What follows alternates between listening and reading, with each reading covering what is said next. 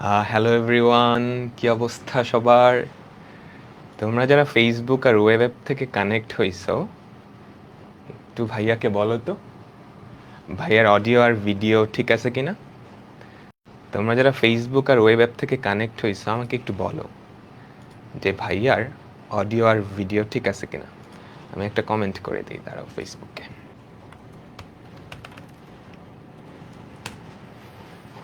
কি অবস্থা সবার?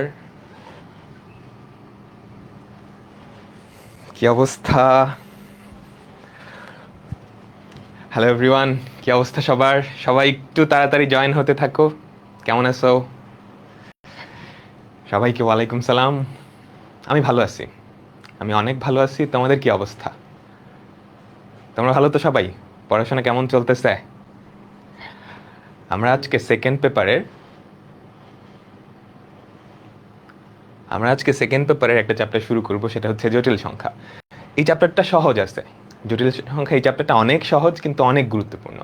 এখান থেকে প্রতি বছর তুমি যেখানেই পরীক্ষা দাও না কেন, বোর্ড পরীক্ষা, অ্যাডমিশন টেস্ট, ইঞ্জিনিয়ারিং ভার্সিটি, সব জায়গায় প্রতি বছর এখান থেকে প্রশ্ন থাকবেই, রিটেন, এমসিকিউ সব। তো আমরা এই চ্যাপ্টারটা শুরু করব আজকে। এই চ্যাপ্টারটা মোটামুটি মানে অত বড়ও না আবার অত ছোটও না। আমরা অনেকগুলো কনসেপ্ট দেখবো, অনেক সুন্দর সুন্দর কনসেপ্ট আছে এই চ্যাপ্টার। তুমি যদি কনসেপ্টগুলো ফিল করতে পারো তাহলে অঙ্ক এমনিতেই পারবা। ওকে, তো আমরা কনসেপ্টগুলো তো ফিল করবই। আচ্ছা, সবাইকে মিউট।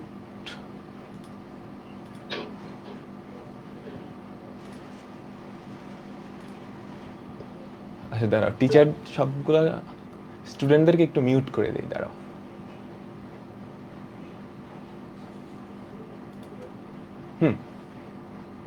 স্টুডেন্ট যারা আছো ওয়েব অ্যাপে তোমরা একটু মিউট করে নাও সবাই। হ্যাঁ,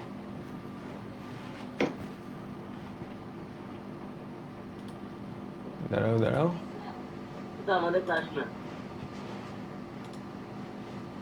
এই সবাই একটু মিউট করে নাও। মিউট কিভাবে করে?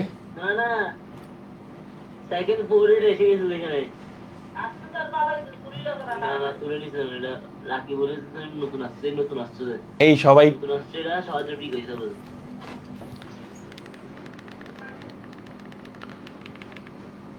দাঁড়াও। আচ্ছা, তো কেউ কথাবার্তা বললো না। আচ্ছা, আমি কিভাবে একটু মিউট করব? এখানে তো অপশন পাচ্ছি না। তো সবাই একটু জয়েন হতে থাকো। ঠিক আছে, হ্যাঁ, এখন ঠিক করে দিছি।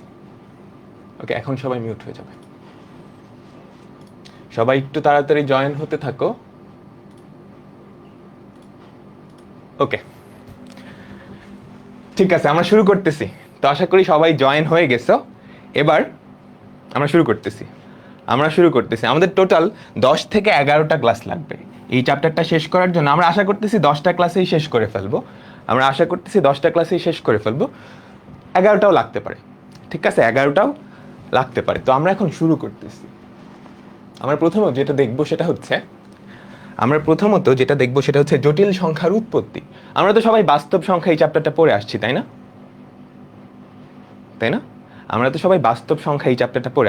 তো বাস্তব সংখ্যা থাকতে জটিল সংখ্যা কেন আনা লাগলো? আমরা বাস্তব সংখ্যা দেখছি না? 2 এটা একটা বাস্তব সংখ্যা, 3 এরপর 2.1415 সবগুলাই তো বাস্তব সংখ্যা। এগুলো বাস্তব সংখ্যা। তো বাস্তব সংখ্যা থাকার পরেও জটিল সংখ্যা কেন লাগলো সেটা আমরা দেখতেছি। এখানে খেয়াল করো, একটা দ্বিঘাত সমীকরণ দেওয়া আছে না? আমাদেরকে একটা দ্বিঘাত সমীকরণ দেওয়া আছে। তোমরা তো দ্বিঘাত সমীকরণ সমাধান করা পারো, মিডল টার্ম করে করা যায়, কিংবা একটা ফর্মুলাও আছে, তাই না? তো একটা দ্বিঘাত সমীকরণ তুমি যদি সমাধান করো সেখানে দুইটা মূল পাওয়া যায়। একটা দ্বিঘাত সমীকরণ সমাধান করলে কি দুইটা মূল পাওয়া যায়। তো এই সমীকরণটা তুমি যদি মিডল টার্ম দিয়ে সমাধান করার চেষ্টা করো তাহলে খেয়াল করো তো কি হয়। মিডল টার্ম বা অন্যভাবেও তুমি করতে পারো। একটা ফর্মুলা ছিল না, -b plus minus √(b² - 4ac), ওইটা দিয়েও করতে পারো। আমি যদি মিডল টার্ম দিয়ে এটা সমাধান করার চেষ্টা করি, খেয়াল করো, -5x এটাকে আমরা এভাবে ভাঙাতে পারি, তাই না? মিডল টার্ম পড়ে আসছো ছোট ক্লাসে। এখন তুমি যদি এখান থেকে কমন নাও, যেটা পড়ে থাকে x into x minus 3, -2 common নিলে যেটা পড়ে থাকে x মাইনাস 3 = 0। আচ্ছা, তো এখন x মাইনাস 3 তুমি যদি কমন নাও তাহলে যেটা পড়ে থাকে x minus 3 into x minus 2 = 0। তো এখান থেকে আমরা বলতে পারি হয় x মাইনাস 3 এই ভ্যালুটা 0, অথবা এক্স মাইনাস টু এই ভ্যালুটা 0। তো দুটাই যদি 0 হয় আমাদের এক্স এর ভ্যালু কি আসবে, হয় 3 অথবা এক্স এর ভ্যালু কি 2। তো আমাদের এই যে সমীকরণটা, এই সমীকরণটা সমাধান করে আমরা এক্স এর কয়টা ভ্যালু পেলাম, আমরা এক্স এর 2টা ভ্যালু পেলাম বা এক্স এর 2টা মূল পেলাম। বুঝতে পারলাম? কারণ এটা একটা দ্বিঘাত সমীকরণ। একটা দ্বিঘাত সমীকরণ তুমি যদি সমাধান করো, একটা দ্বিঘাত সমীকরণ যদি তুমি সমাধান করো, আচ্ছা অনেকের ভিডিও এসে যাচ্ছে বুঝতে পারতেছি, দাঁড়াও।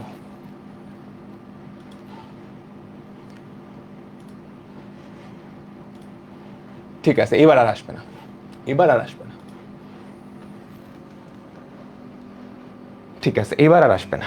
ওকে, যারা লেট করে আসছে অসুবিধা নাই, আমরা এখনই ক্লাসটা শুরু করতেছি, এখনই ক্লাসটা শুরু করতেছি। একটা দ্বিঘাত সমীকরণ, একটা দ্বিঘাত সমীকরণ তুমি যদি সমাধান করো তাহলে এক্স এর কয়টা মূল পাওয়া যাবে, 2টা মূল পাওয়া যাবে, কমও না বেশিও না। একটা দ্বিঘাত সমীকরণ সমাধান করলে তুমি সব সময় কি 2টা মূল পাবা। আচ্ছা এখন আমরা আরেকটা দ্বিঘাত সমীকরণ দেখি, এখন আমরা আরেকটা দ্বিঘাত সমীকরণ দেখি। আমাদের আরেকটা দ্বিঘাত সমীকরণ ধরো এরকম, x square minus twice x minus plus 1 equals to 0। এই দ্বিঘাত সমীকরণটা সমাধান করলে এক্স এর কয়টা ভ্যালু পাওয়া যাবে, এটা একটু সমাধান করো তো সবাই। এটা একটা দ্বিঘাত সমীকরণ, এটা একটা ফর্মুলাও কিন্তু, তাই না? A square minus 2ab plus B square equals to 0, তাই না? এ মাইনাস বি হোল স্কোয়ারের ফর্মুলা না? এখন এই সমীকরণটা তুমি যদি সমাধান করো তাহলে খেয়াল করো তো কি থাকে, এখানে হচ্ছে x minus 1 whole square equals to 0। এখন দুই পাশে তুমি যদি বর্গমূল করো তাহলে কি থাকে, এক্স মাইনাস 1 ইকুয়ালস টু 0। এখান থেকে আমরা পাচ্ছি হচ্ছে এক্স এর ভ্যালু 1। আমি তো মাত্রই বললাম একটা দ্বিঘাত সমীকরণ তুমি যদি সমাধান করো সব সময় 2টা মূল পাবা, সব সময় 2টা মূল পাবা। এখানে তো আমি একটা পেলাম, সমস্যাটা কোথায়? এখানে তো একটা মূল পেলাম, এখানে আসলে একটা মূল পাই নাই, এখানেও আমরা 2টা মূলই পাইছি, এখানেও আমরা 2টা মূলই পাইছি। খেয়াল করো যে এক্স মাইনাস 1 হোল স্কোয়ার, এটাকে তুমি এভাবে লিখতে পারো, x minus 1 into x minus 1 equals to 0। তো হয় এটার ভ্যালু 0 অথবা এটার ভ্যালু 0। তো এটার ভ্যালু 0 ধরলে আমরা এক্স এর ভ্যালু 1 পেলাম, আবার ওইটার ভ্যালু তুমি যদি 0 ধরো তাহলেও কি এক্স এর ভ্যালু 1 পাবা। এখানেও আসলে 2টা মূলই পাওয়া গেছে, বাট ওই 2টা মূল সমান হয়ে গেছে। কাহিনী বুঝলাম? এটা যেহেতু দ্বিঘাত সমীকরণ, এটা সমাধান করলে তুমি এক্স এর 2টা মান 2টা মূলই পাবা। এক্ষেত্রে যেটা হয়েছে ওই 2টা মূল সমান হয়ে গেছে, একটা মূল কিন্তু পাওয়া যায় না, মূল 2টাই পাওয়া গেছে। একটা দ্বিঘাত সমীকরণ সমাধান করলে সব সময় 2টা মূল পাওয়া যায়। বুঝতে পারলাম? এটা ম্যাথসের একদম ফান্ডামেন্টাল একটা উপপাদ্য। ওকে, এখন ঝামেলাটা বাঁচবে তখনই যখন তুমি এই সমীকরণটা সমাধান করতে যাবা। এই সমীকরণটা খেয়াল করো, দেখতে খুবই নিরীহ একটা সমীকরণ না? এখন এইটা তুমি যদি সমাধান করতে যাও, একটু সমাধান করো তো সবাই, কি হয় আমাদের? যেটা হয় খেয়াল করো, x square equals two minus 1। এটা একটা দ্বিঘাত সমীকরণ, তাই না? এক্স এর ঘাত হচ্ছে 2। তো এটা সমাধান করলে 2টা মূল পাওয়ার কথা ছিল, কিন্তু এখন আমাদের এক্স স্কোয়ারের ভ্যালু কি মাইনাস 1 চলে আসছে না? এখন এমন কোনো বাস্তব সংখ্যা কি আছে যেটাকে বর্গ করলে মাইনাস 1 হয়? এমন কোনো বাস্তব সংখ্যা কি আছে যেটাকে বর্গ করলে মাইনাস 1 হয়? না। আবার আমরা বলতেছি একটা দ্বিঘাত সমীকরণের 2টা মূল থাকবে, একটা দ্বিঘাত সমীকরণের 2টা মূল থাকবে, তার মানে এইটার 2টা মূল থাকবে, আবার এটার কোনো বাস্তব মূল থাকতে পারতেছে না। কারণ কি, এক্স এর কোনো বাস্তব মানকে বর্গ করলে তো নেগেটিভ 1 হয় না। তার মানে দুনিয়াতে বাস্তব সংখ্যা বাদেও অন্য কিছু একটা আছে। কাহিনীটা বুঝলা? দ্বিঘাত সমীকরণ সমাধান করলে 2টা মূল পাওয়ার কথা, এক্স এর 2টা ভ্যালু পাওয়ার কথা, কিন্তু আমরা দেখতেছি এক্স কে বর্গ করলে, এক্স এর মান যদি বাস্তব সংখ্যা হয়, কোনো বাস্তব সংখ্যাকে বর্গ করলে নেগেটিভ পাবা না। তার মানে দুনিয়াতে বাস্তব সংখ্যা বাদেও কিছু একটা আছে। এখান থেকেই আসলে জটিল সংখ্যার উৎপত্তি। ঠিক আছে, এখান থেকেই আসলে জটিল সংখ্যার উৎপত্তি। তো এখন আমি যদি এটা সমাধান করতে যাই, এক্স স্কোয়ার, তাই না? তুমি যদি দুই পাশে বর্গমূল করো তাহলে এখানে কি পড়ে থাকবে, x equals to plus minus root over of minus 1, তাই না? তুমি যখন বর্গমূল করো একটা প্লাস মাইনাস আসে না? এই যে এরকম করতে না, এক্স স্কোয়ারের ভ্যালু যদি 9 হয় তাহলে এক্স এর ভ্যালু কত, প্লাস মাইনাস 3, তাই না? বা plus minus root over of 9। ওই জিনিসটাই আমি এখানে লিখলাম, ওই জিনিসটাই আমি এখানে লিখলাম। তো খেয়াল করো এক্স এর ভ্যালু কি আসতেছে, এক্স এর 2টা ভ্যালু আসতেছে, এক্স এর 2টা মূল আসতেছে। একটা হচ্ছে রুট ওভার অফ মাইনাস 1 প্লাসটা নিয়ে, আরেকটা হচ্ছে রুট ওভার অফ মাইনাস এইটা। এখন যেই 2টা জিনিস আসছে ওরা আসলে বাস্তব সংখ্যা না, দেখেই বোঝা যাচ্ছে রুটের নিচে নেগেটিভ নাম্বার। তো এই যে এই জিনিসটা যেহেতু বাস্তব সংখ্যা না, এই জিনিসটাকে একক ধরে এই যে এই জিনিসটা √(-1) এই জিনিসটাকে একক ধরে নতুন একটা সংখ্যা পদ্ধতি নিয়ে আসা হয়, যেটাকেই বলা হয় জটিল সংখ্যা পদ্ধতি। কাহিনী বুঝলাম? এই যে √(-1) এটা কিন্তু আমাদের কোনো বাস্তব সংখ্যা না, এইটাকে একক ধরে নতুন একটা সংখ্যা পদ্ধতি নিয়ে আসা হয়েছে, যার নাম হচ্ছে জটিল সংখ্যা পদ্ধতি। এটাকে প্রকাশ করা হয় আই দিয়ে, এটাকে প্রকাশ করা হয় আই দিয়ে। তো এই আই কি আমাদের জটিল সংখ্যার একক, এই আই হচ্ছে আমাদের জটিল সংখ্যার একক। তার মানে আমরা দেখলাম আই হচ্ছে কি √(-1), যেটা কি আমাদের জটিল সংখ্যার একক। বাস্তব সংখ্যার একক তুমি 1 ধরতে পারো, যদিও ওইভাবে বলা ঠিক না, বাট জটিল সংখ্যার একক কি এইটা। এখন এটা যেহেতু জটিল সংখ্যার একক, এটা নিয়ে আমরা কিছু কথাবার্তা বলবো, হ্যাঁ।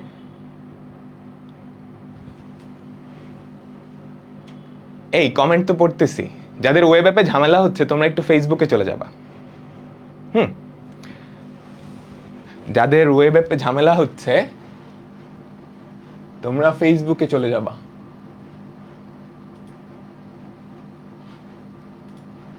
ঠিক আছে, যাদের ঝামেলা হচ্ছে আর কি ওয়েব অ্যাপে, তারা একটু ফেসবুকে চলে যাবা। ঠিক আছে, তোমাদের নেটে সমস্যা। তো আমাদের এই যে আই, এটাই হচ্ছে জটিল সংখ্যার একক। এখন এই আই নিয়ে আমরা কিছু কথাবার্তা বলবো। ওকে, এই আই নিয়ে আমরা কিছু কথাবার্তা বলবো। ঠিক আছে। তো আমরা এখন এই যে আই, এই আই এর ঘাত নিয়ে কিছু কথাবার্তা বলবো। আমাদের আই এর ঘাত, আমাদের এখনকার টপিক হচ্ছে আই এর ঘাত। এখান থেকে প্রশ্ন আসবে, আই কি? আই হচ্ছে আমাদের জটিল সংখ্যার একক। আমরা মাত্রই দেখে আসছি আই এর ভ্যালু কত। আই এর ভ্যালু হচ্ছে √(-1), তাই না? i = √(-1), এটাকে আমরা = i দিয়ে প্রকাশ করলাম। এখন এটার ঘাত আমরা নিব। আমরা এখন i² বের করার চেষ্টা করি। দেখো তো, আমি যদি i² এই ভ্যালুটা বের করার চেষ্টা করি, সেটা কি √(-1) তার বর্গ না? তাই তো, √(-1) এই সংখ্যাটার বর্গ, এটাই তো i²। এখন রুট আর বর্গ দুইটা কাটা গিয়ে কি পড়ে থাকবে? -1। আমরা i² এর ভ্যালুটা বের করে ফেললাম। এখন i³ এটা একটু বের করার চেষ্টা করি, খেয়াল করো তো। i³ এটা কি হবে? i² × i, তাই না? i³ কে কি লেখা যায়? i² × i। এখন i² এর ভ্যালু মাত্রই বের করলাম, -1। তো i² এর ভ্যালু তুমি যদি এখানে বসাও, তাহলে কি পড়ে থাকলো? -i। i³ পর্যন্ত ঘাত আমরা বের করে ফেললাম। এখন i⁴ এটা আমরা বের করব। i⁴ কে কি লেখা যায় বলো তো? i² × i² না? i⁴ কে লেখা যায় i² × i²। i² এর ভ্যালু -1, i² এর ভ্যালু -1, তো -1 - 1 গুণ করলে কি +1 হয়ে যাবে না? তাই তো, তার মানে আমাদের i⁴ এই ভ্যালুটা +1 চলে আসছে। i⁴ এই ভ্যালুটা +1 চলে আসছে। এটা কিন্তু খুবই ইন্টারেস্টিং একটা ফ্যাক্ট। কিভাবে? তুমি চিন্তা করো, এখন আমি যদি i এর পাওয়ার আরো বাড়াই, i এর ঘাত আরো বাড়াই, তুমি চিন্তা করো তো, i⁵ বের করার চেষ্টা করি। আমরা যদি i⁵ বের করার চেষ্টা করি, i⁵ কে কি লেখা যায়? i⁴ × i না? i⁵ কে তুমি লিখতে পারবে i⁴ × i। এখন i⁴ এর ভ্যালু যেহেতু 1, তাহলে এখানে কি পড়ে থাকবে? শুধু i পড়ে থাকবে না? আমাদের i⁴ এর ভ্যালু 1, i⁵ কে তুমি লিখতে পারো i⁴ × i। এই যে i⁴, এটার ভ্যালু কিন্তু 1, তো 1 × i কি পড়ে থাকবে? শুধু i। এখন পাওয়ার তুমি যদি আরো বাড়াও, ধরো i⁶ করলা, তাহলে কি থাকবে? i⁴ × i², তাই না? i⁴ এর ভ্যালু হচ্ছে 1, i² এর ভ্যালু কত? -1, তাহলে আলটিমেটলি কি পড়ে থাকবে? -1 না?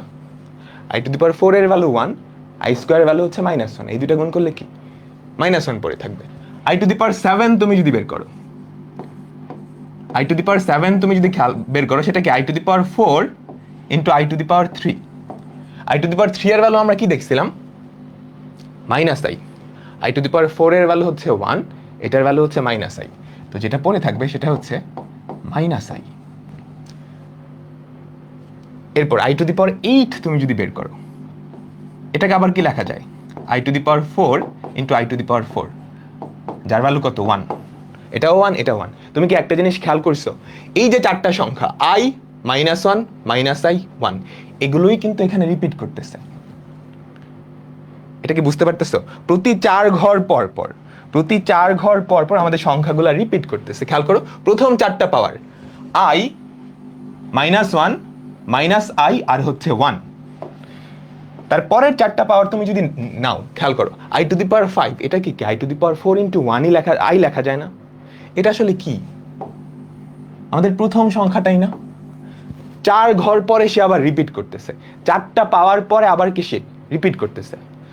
এরপর i² এর ভ্যালু -1, সেও কি, এই দেখো i², তারপর 4 ঘর পরে সে রিপিট করতেছে না? কেন 4 ঘর পরে রিপিট করতেছে? কারণ আমাদের i⁴ এর ভ্যালু হচ্ছে 1। তুমি যদি এর পরে আরো 4টা পাওয়ার নাও, তুমি দেখবা এই 4টা জিনিসই রিপিট করতেছে। বুঝাতে পারলাম? তার মানে তুমি আয়ের মাথায় যদি যে কোনো পাওয়ার নাও, আয়ের মাথায় যে কোনো ঘাত, ধরো x, এই ঘাতটা সিম্পলিফাই হয়ে এই 4টা জিনিসের যে কোনো একটায় কনভার্ট হবে। এটা কি বুঝতেছ? আমাদের আয়ের মাথায় তুমি যে কোনো পাওয়ার নাও, x এর ভ্যালু যে কোনো পূর্ণ সংখ্যা, 100, 200, 300, 201, 203, যাই নাও না কেন, সেটা কনভার্ট হয়ে এই 4টা জিনিসের যে কোনো একটাই কনভার্ট হবে। তো এটার ভ্যালু হয় 1, হয় i হবে, অথবা -1 হবে, অথবা -i হবে, অথবা 1 হবে। তো i⁴ যে কোনো ঘাত, এই ভ্যালুটা কনভার্ট হয়ে কি এই 4টার যে কোনো একটাই কনভার্ট হবে। এখন আমরা বের করব যে এই পাওয়ারটা কোনটায় কনভার্ট হয়।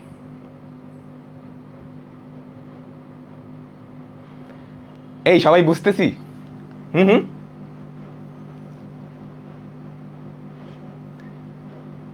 ঠিক আছে।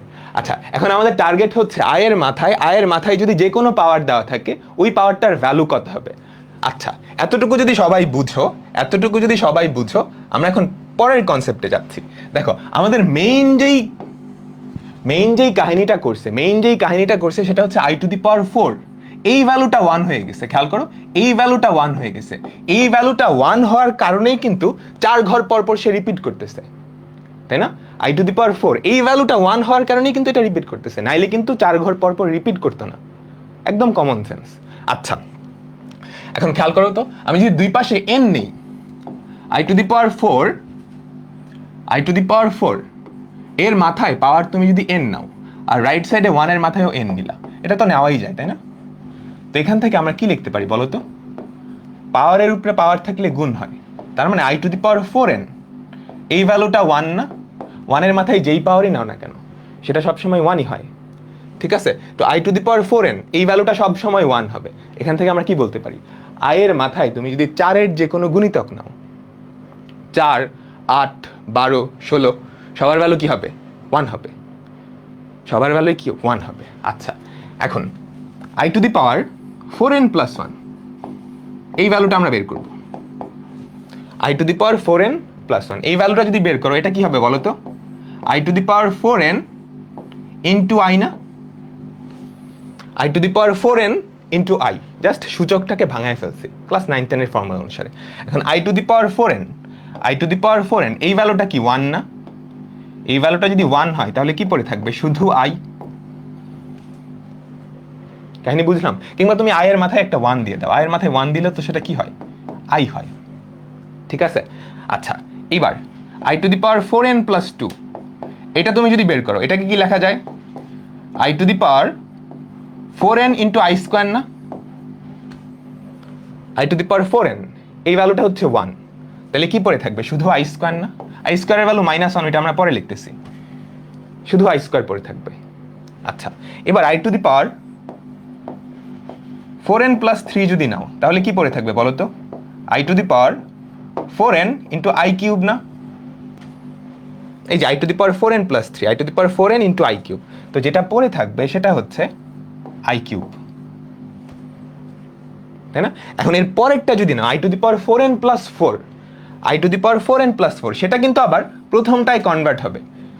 i⁴n + 4, 4n + 4 কিন্তু 4 এর গুণিতক, তাই না? এটা কিন্তু 4 দিয়ে ভাগ যাবে, 4 দিয়ে বিভাজ্য। তো i⁴n + 4 নিলে আবার সে কি এখানে কনভার্ট হবে। এখন এই 4টা জিনিস একটু খেয়াল করো তো, এই চারটা জিনিস একটু খেয়াল করো। এখানে পড়ে থাকতেছেটা কি, পড়ে থাকতেছে কি খেয়াল করো তো। প্রথমটায় 4n + 0 আছে না, দেখো i⁴n না, i⁴n কে তুমি এভাবে লিখতে পারো, i⁴n কে তুমি এভাবে লিখতে পারো, i⁴n + 0, এটাকে আমরা লিখতে পারি i⁴0 বা 1, বুঝছো? তো অ্যাকচুয়ালি পড়ে থাকতেছে কি, এই চারটা জিনিসের দিকে একটু ভালো করে খেয়াল করো, এই চারটা জিনিসের দিকে একটু ভালো করে খেয়াল করো। 4n + 0, i⁴0 পড়ে থাকতেছে, 4n + 1, i⁴1 পড়ে থাকতেছে, 4n + 2, i⁴2 বা i² পড়ে থাকতেছে। কাহিনী বুঝতেছো, কাহিনী বুঝতেছো? 4n + 3 কি পড়ে থাকতেছে, i³ পড়ে থাকতেছে।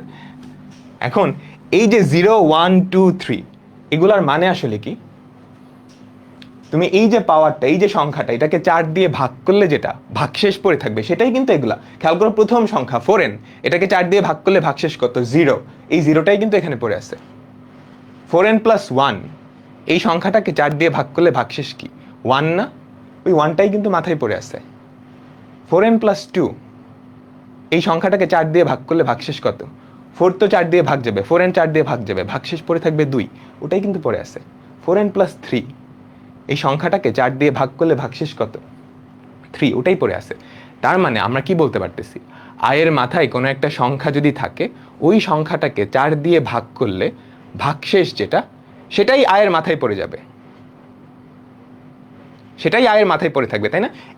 এটাই কিন্তু আমরা এখান থেকে দেখতে পারতেছি, তাই না? তো আয়ের মাথায় যে কোনো একটা সংখ্যা, আয়ের মাথায় যে কোনো একটা সংখ্যা থাকুক, ধরো কত দিলাম, 21 দিলাম, তো এটা কি হবে, আমরা মাত্রই দেখলাম, ওই যে মাথার যেই সংখ্যাটা সেটাকে 4 দিয়ে ভাগ করলে ভাগশেষ যেটা, সেটাই পড়ে থাকবে না।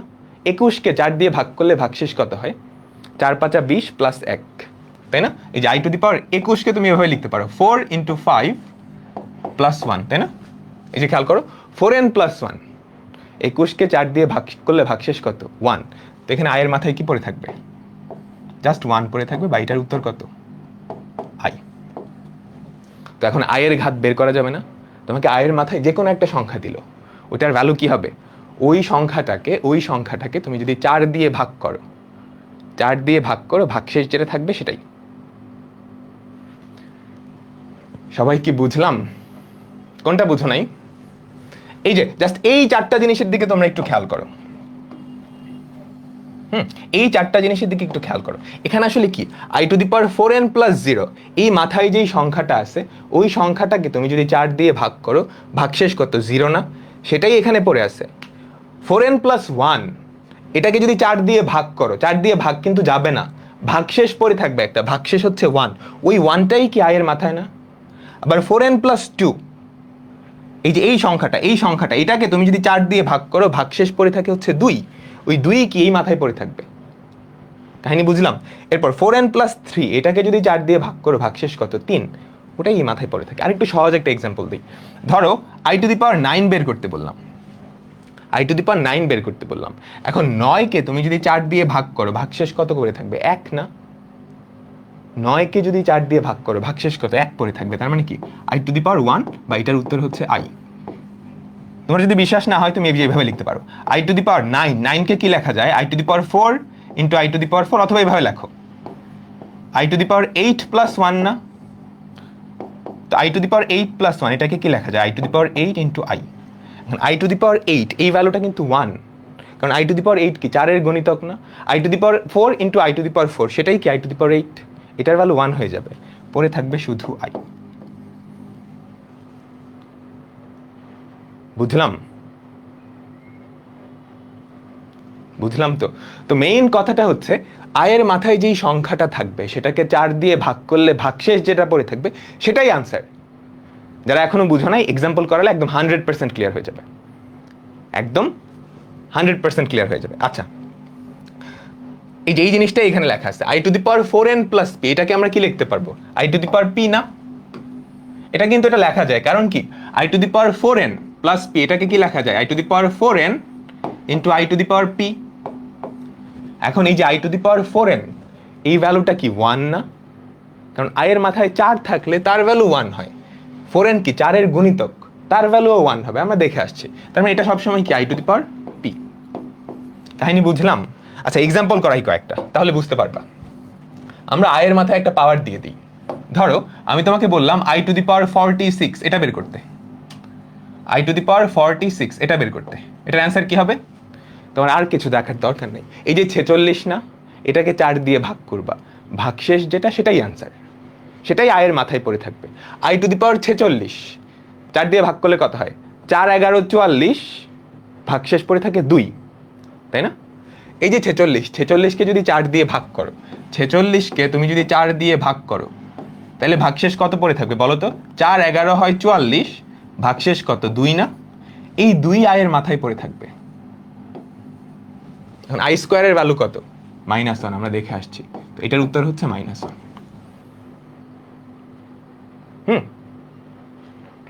এটার উত্তর হচ্ছে -1।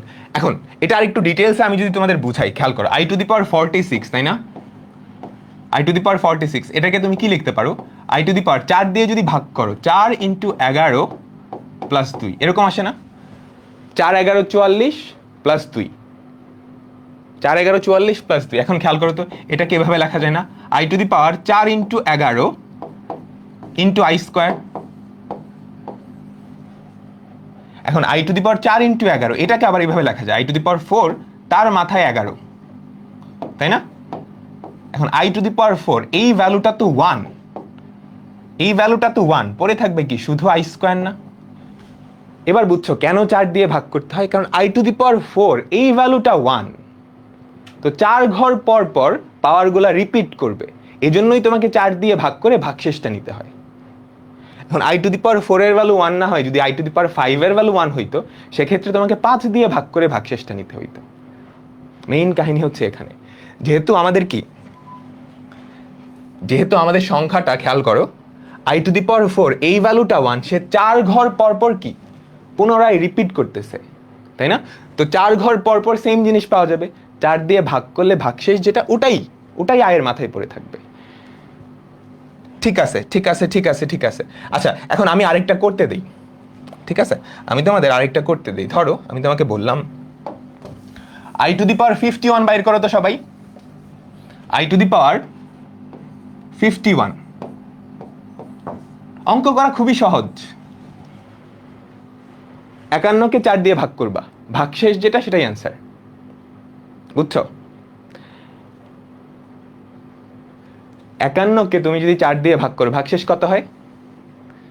4 12 48 + 3, তাই না? দেখো 51কে কিন্তু এভাবে লেখা যায়, 4 × 12, 4 12 48 + 3। এই যে খেয়াল করো, এই যে 4 × 12, এটা কিন্তু 4 দিয়ে ভাগ যায়, ভাগশেষ পড়ে থাকবে শুধু 3, শুধু 3। তার মানে এখানে i এর মাথায় কি পড়ে থাকবে? i cube. এখন i কিউবকে আরেকটু সিম্পলিফাই করা যায় না? i কিউবের ভ্যালু কত? -i, আমরা দেখে আসছি না? i কিউবের ভ্যালু হচ্ছে -i, তার মানে এটা কত? -i, ঠিক আছে?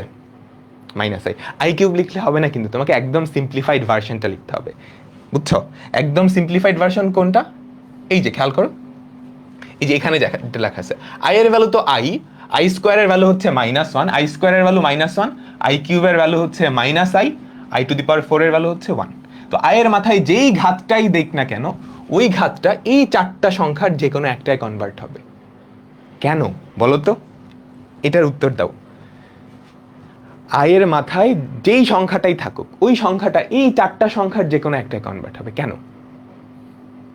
কারণ আমরা কি বলছি, মাথায় আসলে কি পড়ে থাকে? ওই সংখ্যাটাকে 4 দিয়ে ভাগ করলে ভাগশেষ যেটা সেটা পড়ে থাকে না? ওই মাথার যেই পাওয়ারটা, সেটাকে 4 দিয়ে ভাগ করলে ভাগশেষ যেটা সেটাই পড়ে থাকে। এখন একটা সংখ্যাকে তুমি যদি 4 দিয়ে ভাগ করো, ভাগশেষ কি হতে পারে? 0 1 2 3, এই 4টাই তো হতে পারে, তাই না?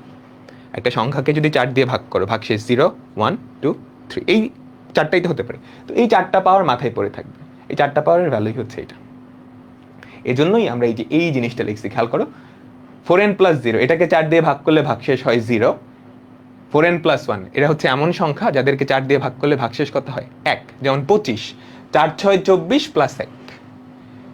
4n + 2, এরা হচ্ছে এমন সংখ্যা যাদেরকে 4 দিয়ে ভাগ করলে ভাগশেষ কত? 2। 4n + 3, এরা হচ্ছে এমন সংখ্যা যাদেরকে 4 দিয়ে ভাগ করলে ভাগশেষ কত? 3। বুঝাতে পারলাম?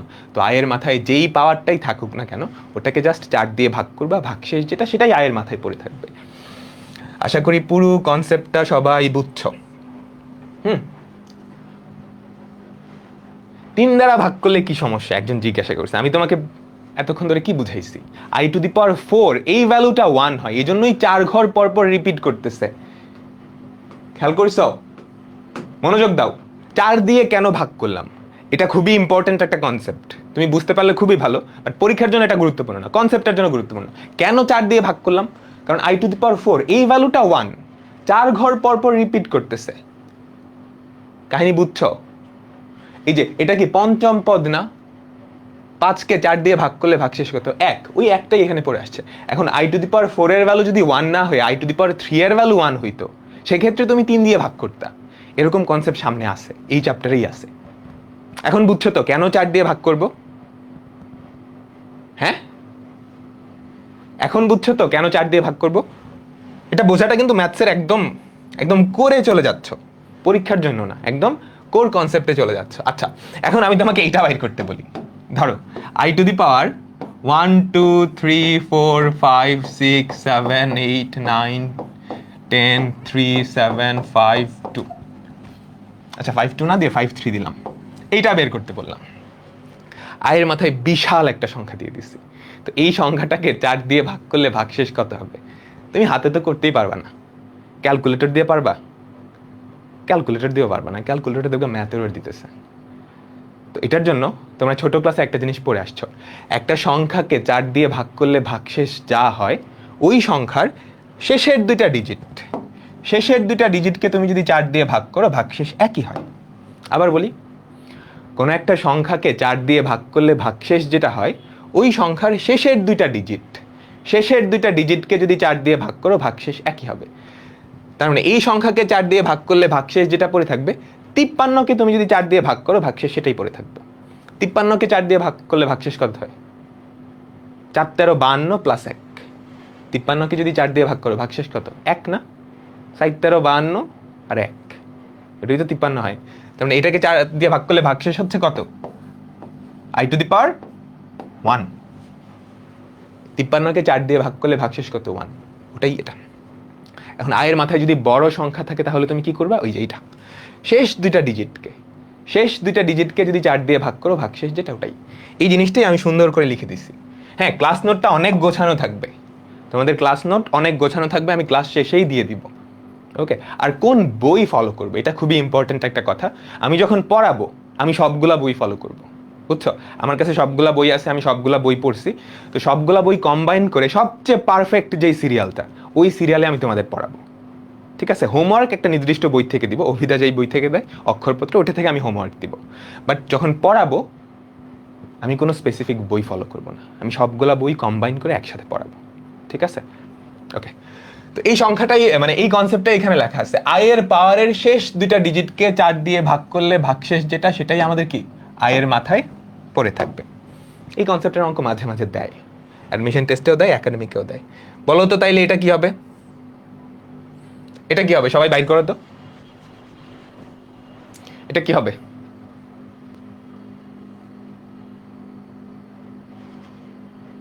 আই হবে, তাই না? অনেকেই করে ফেলছো, সুন্দর।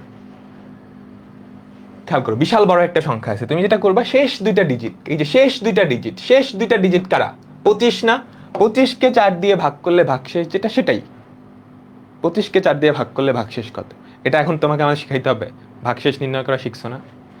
4 6 24 আর 1, 4 6 24 আর 1, তাই না? তাই তো? এই যে i⁴ 25, 25কে কি লেখা যায়? i⁴ 4 × 6 24 প্লাস 1, ভাগশেষ কিন্তু 1। এটার ভ্যালু কিন্তু 1 হয়ে যাবে। 4 × 6, এটার ভ্যালু 1 হয়ে যাবে, কারণ এটা কি? 4-এর গুণিতক। তো পরে থাকবে শুধু i। কাহিনী বুঝলাম? লাস্ট আরেকটা দিই, i⁴ 3 3 3 3 3 3 3 3 3, এটা কত হবে বলো?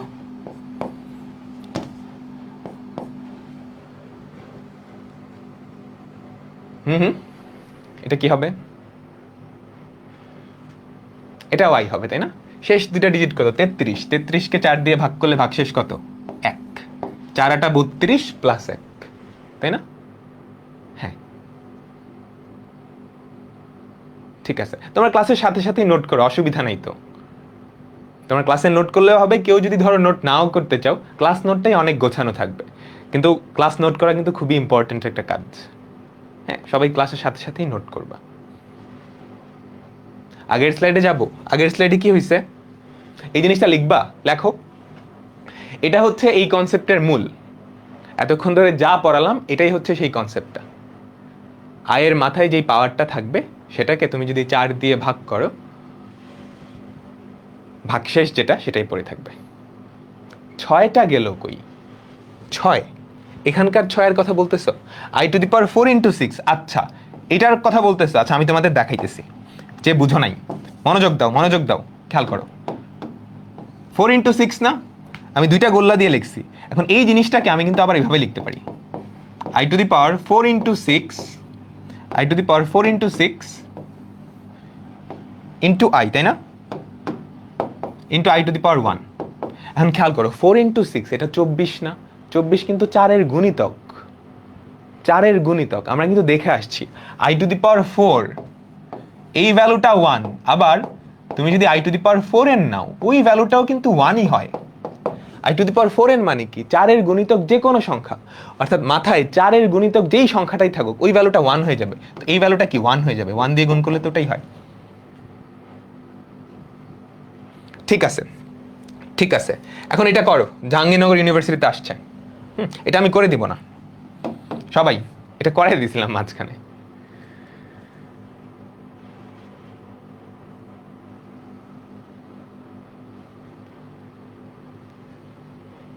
i⁴ 51, 4 দিয়ে ভাগ করলে ভাগশেষ কত? 3, তাই না? 4 দিয়ে ভাগ করলে ভাগশেষ পড়ে থাকে 3। এটা লিখলে কিন্তু হবে না। i³ এর ভ্যালু কত? -i। আমাদের অ্যান্সার কোনটা? ডি নাম্বারটা। আমাদের অ্যান্সার হচ্ছে ডি নাম্বারটা। আচ্ছা, এতক্ষণ আমরা যতগুলা পাওয়ার দেখলাম সবগুলাই কি ধনাত্মক পাওয়ার ছিল, তাই না? সবগুলাই ধনাত্মক সংখ্যা ছিল। এখন ঋণাত্মক পাওয়ার হলে কি হবে? এখন যদি ঋণাত্মক পাওয়ার হয় তখন কি কাহিনী হবে? ধরো আমি তোমাকে বললাম সহজ একটা জিনিস, i⁻³ এইটা কি হবে? আমরা তো ধনাত্মক পাওয়ারগুলো দেখে আসছি। ঋণাত্মক পাওয়ার হলে আমরা যেটা করব, এটাকে আগে ধনাত্মক বানায় নিব। কেমনে ধনাত্মক বানাবো?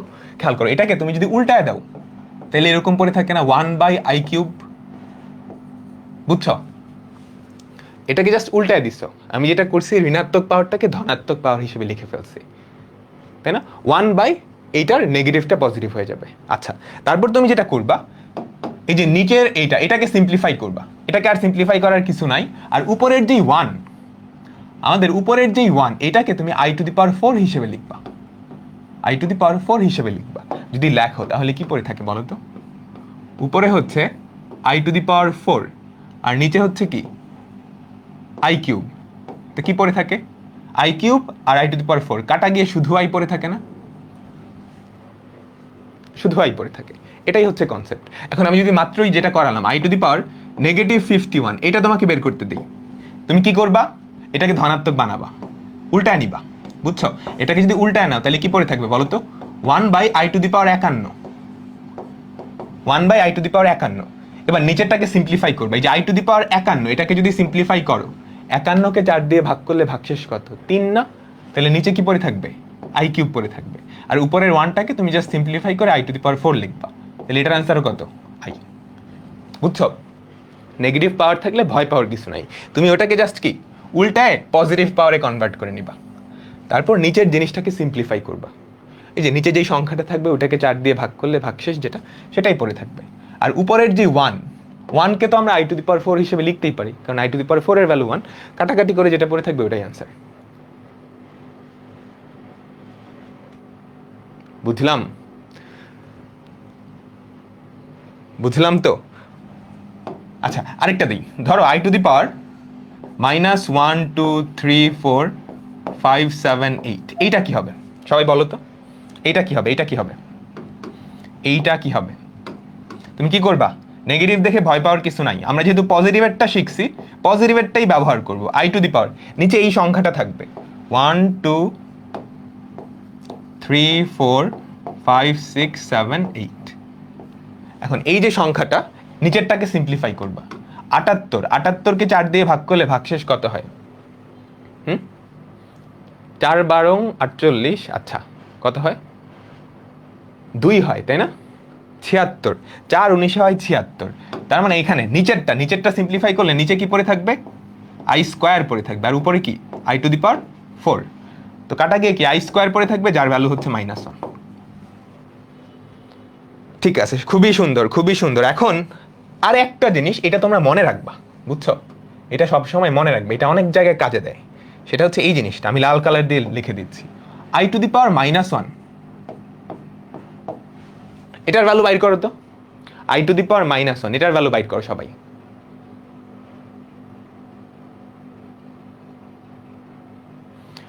i⁻⁻1, এটাকে কি লেখা যায় বলো তো?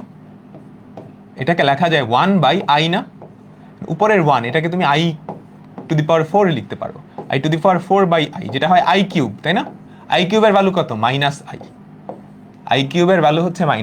তার মানে আমরা লিখতে পারি i⁻⁻1, i⁻⁻1, বা যার মান হচ্ছে 1/i, সেটা অ্যাকচুয়ালি কি?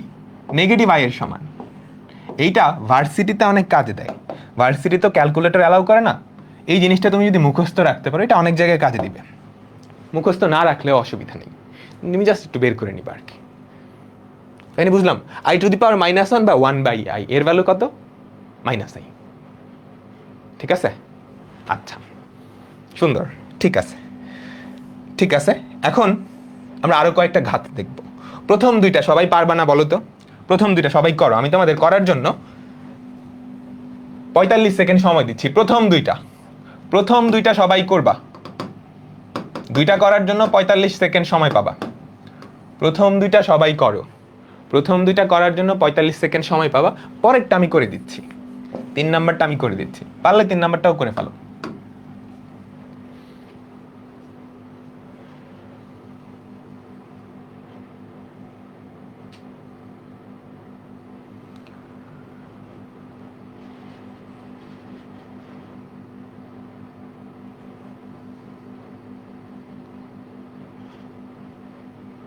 সবাই তাড়াতাড়ি করো।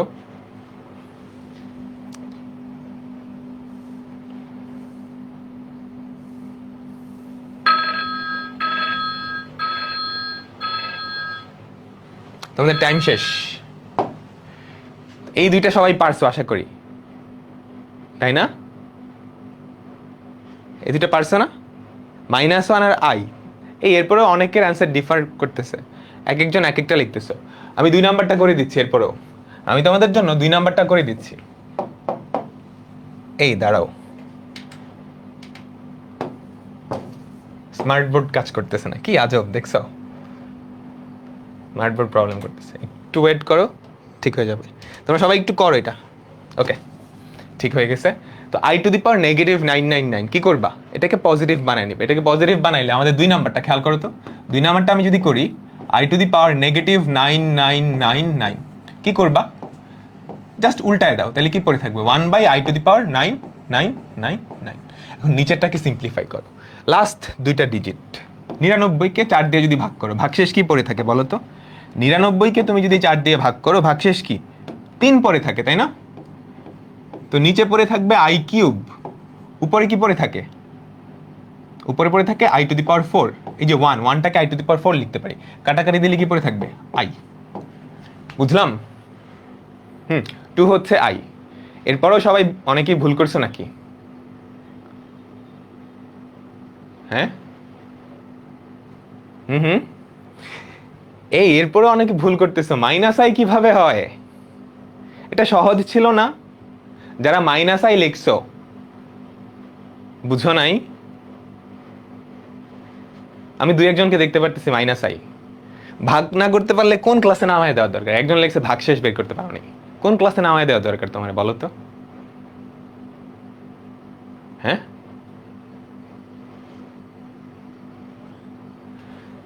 আচ্ছা ঠিক আছে, আমরা এখন 3 নাম্বারটা করি। 3 নাম্বার দেখে ঘাবড়ানোর কিচ্ছু নাই। খেয়াল করো তো, এই যে √1, এটাই কি i না? 3 নাম্বারটা সবাই একটু খেয়াল করো, √1, এটাই কি i না? এই জিনিসটাই কিন্তু আই, আমরা শুরুতেই দেখছিলাম এই জিনিসটাই কিন্তু আই। তো এই জিনিসটাকে আমরা কি লিখতে পারি খেয়াল করো তো, আগে একটা মাইনাস, তারপর আই, তার মাথায় হচ্ছে 4n+3, এরকমই তো, তাই না? বুঝছো তো? বুঝছো তো? এখন খেয়াল করো, এটাকে আমি জাস্ট ভাঙায় দিব, মাইনাস আই তার মাথায় হচ্ছে 4n ইন্টু মাইনাস আই তার মাথায় হচ্ছে কিউব,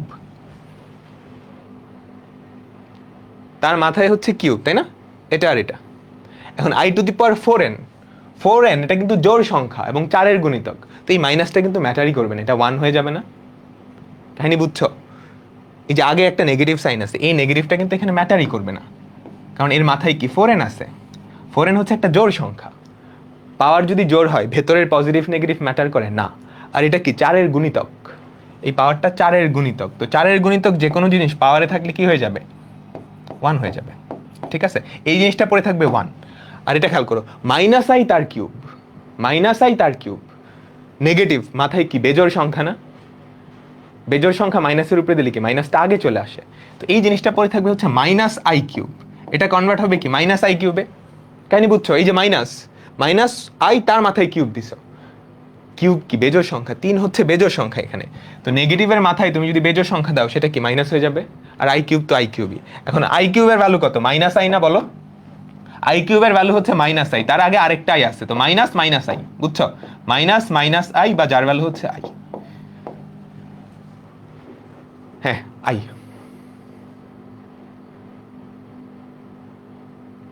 এই বুঝলাম তো। হোমওয়ার্ক দিব আমি তোমাদের, হোমওয়ার্ক দিব 2-3টা ক্লাস যাক, তারপর হোমওয়ার্ক দিব, 2-3টা ক্লাস গেলে তারপর হোমওয়ার্ক দিব, ঠিক আছে? ঠিক আছে, এখন এই আরেকটা অঙ্ক দিই, এটা করবা সবাই, ভার্সিটিতে আসছে কিন্তু, এটা করো সবাই, তাড়াতাড়ি করো দেখি।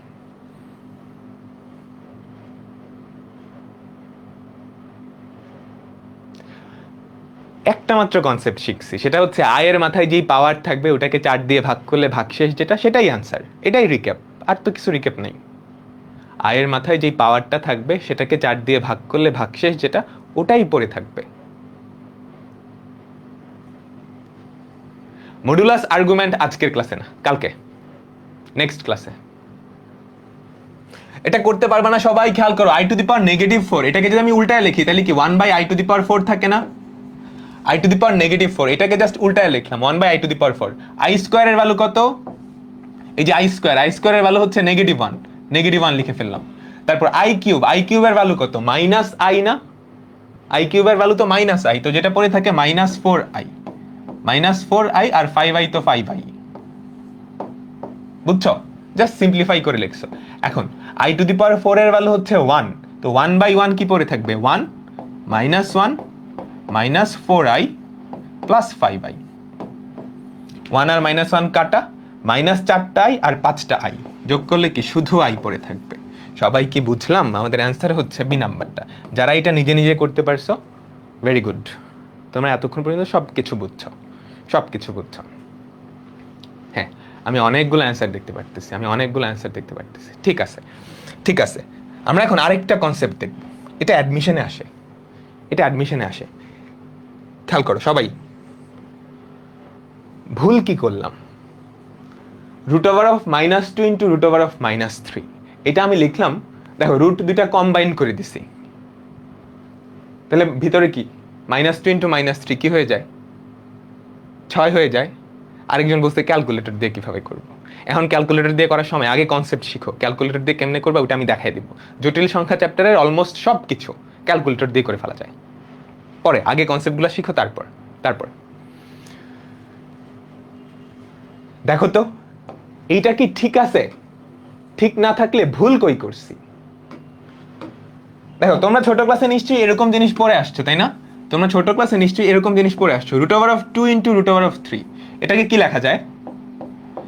√2 ইন্টু 3, তাই না? রুট দুইটা কম্বাইন করে ফেলছি, কম্বাইন করলে কি পড়ে থাকে? √6।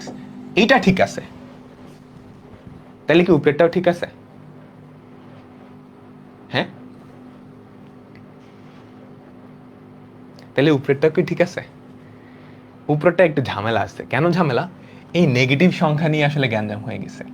রুটের নিচে যদি নেগেটিভ নাম্বার থাকে তাহলে একটা ঝামেলা হয়ে যায়। আচ্ছা, তার আগে তোমরা আগে আমাকে বলো তো এই জিনিসটা কি? এই জিনিসটাকে আমরা এভাবে লিখতে পারি না, √2 √-2,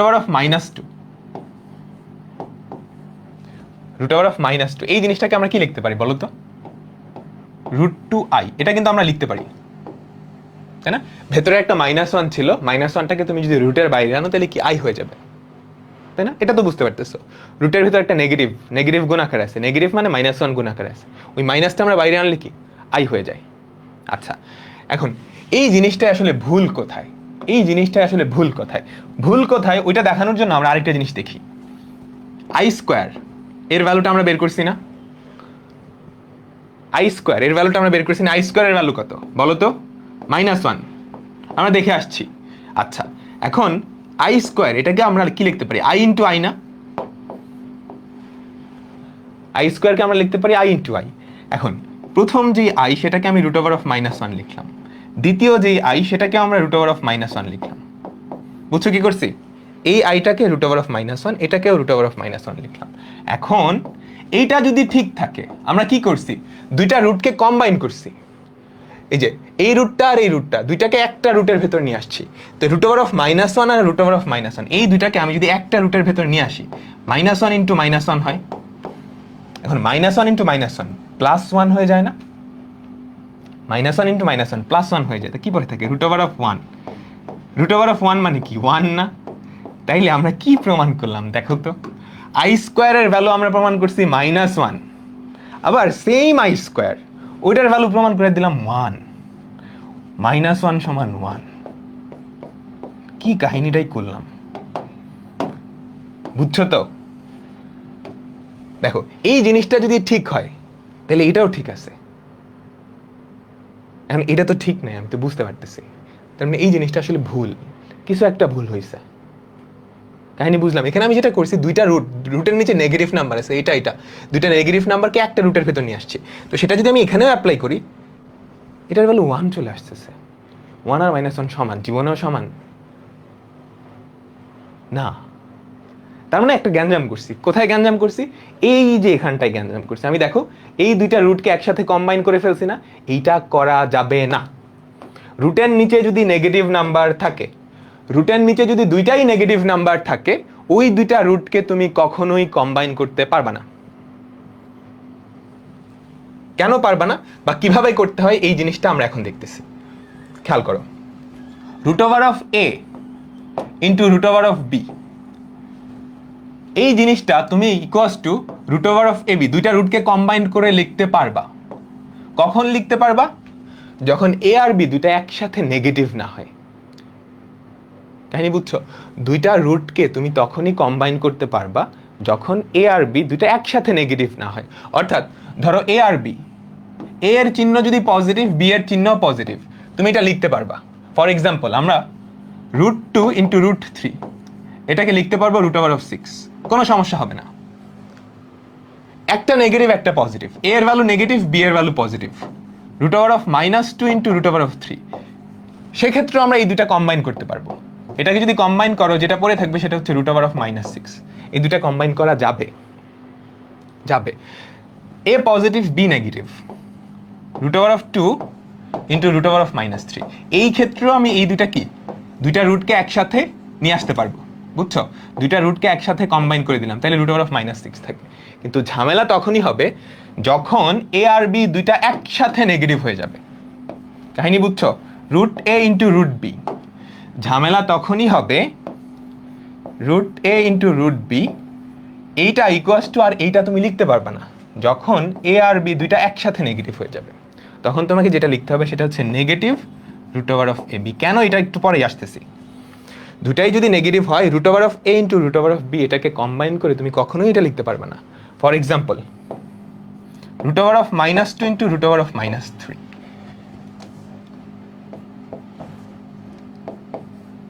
√-3, এটাকে তুমি কখনোই একসাথে কম্বাইন করে দিতে পারবে না। কেন কম্বাইন করতে পারবে না সেটাই আমি দেখাচ্ছি। দেখো, √-2 এটাকে কি লেখা যায়? এই মাইনাসটাকে তুমি যদি রুটের বাইরে আনো, খেয়াল করো, √-2 রুটটাকে -1টাকে রুটের বাইরে আনো, তাহলে কি √2i পড়ে থাকে না?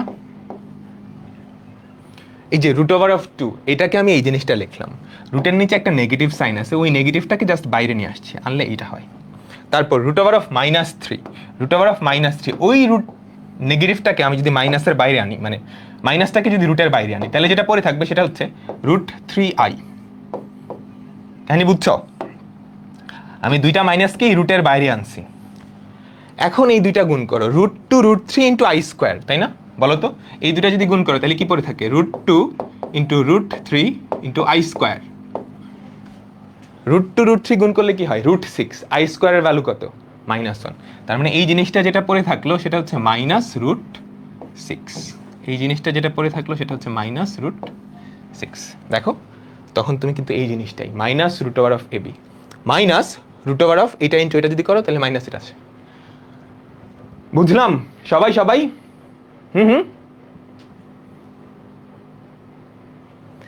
এইটা অ্যাডমিশনের জন্য, একাডেমিকে খুব কম আসে।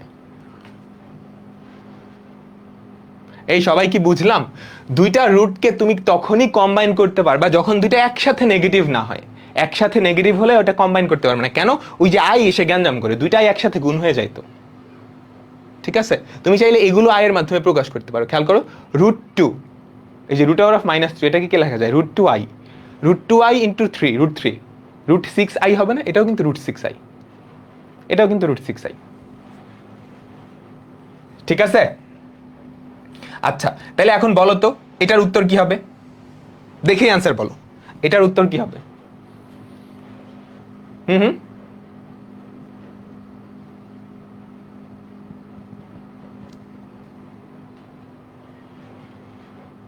বুঝো নাই? দুইটা রুটকে তুমি একটা রুটের ভেতর কম্বাইন করতে পারবা না যদি কি দুইটাই নেগেটিভ হয়। এই যে দুইটাই নেগেটিভ হলে তোমাকে এই ফর্মুলাটা ইউজ করতে হবে। কেন? তার অ্যাপ্লিকেশনটা ওখানে দেওয়া আছে, তার প্রমাণটা ওখানে দেওয়া আছে। আইটা কিভাবে নিলাম? এই যে √-2, এটা কি একটা মাইনাস আছে না ভেতরে? রুটের ভেতরে একটা -1 আছে না? √-2, এটাকে কি লিখতে পারো?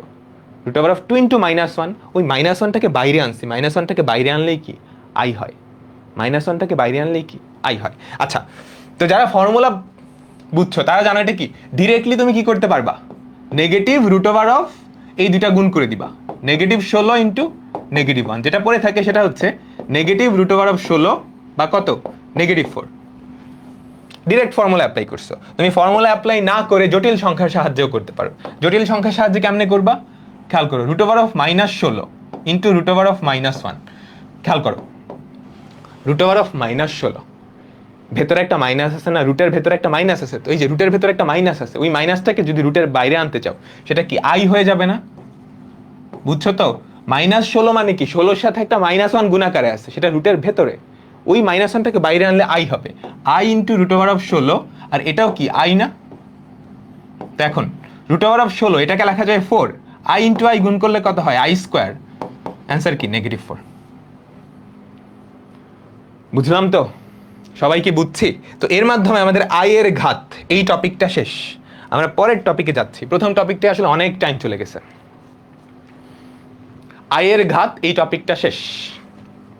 ওকে, সবাই ক্লাসে মনোযোগ দিবা। আয়ের ঘাত এই টপিকটা শেষ। এখন আমরা যেটা দেখবো সেটা হচ্ছে আয়ের ধারা। এখান থেকেও প্রশ্ন আসে, আয়ের ধারা। আমরা এখন যেটা দেখবো সেটা হচ্ছে আয়ের ধারা। আয়ের মাথায় ক্রমিক পূর্ণ সংখ্যা থাকবে। আচ্ছা, আমরা আয়ের একটা ধারা দিই তো, i⁴ plus i² plus i³ plus i⁴। দেখো, আয়ের মাথায় 4টা ক্রমিক পূর্ণ সংখ্যা দিছি না? 1, 2, 3, 4। এই ধারাটার যোগফল বাইর করো তো সবাই।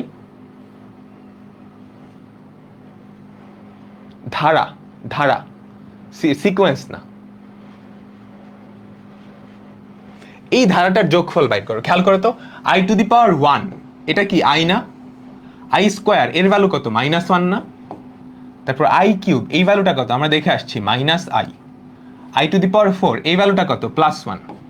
এখন খেয়াল করো তো, এখানে কিন্তু কাটাকাটি চলে যাচ্ছে। কে কাকে কাটতেছে বলো তো? এই -1 এই +1 কে নিয়ে ভ্যানিশ হয়ে যাবে।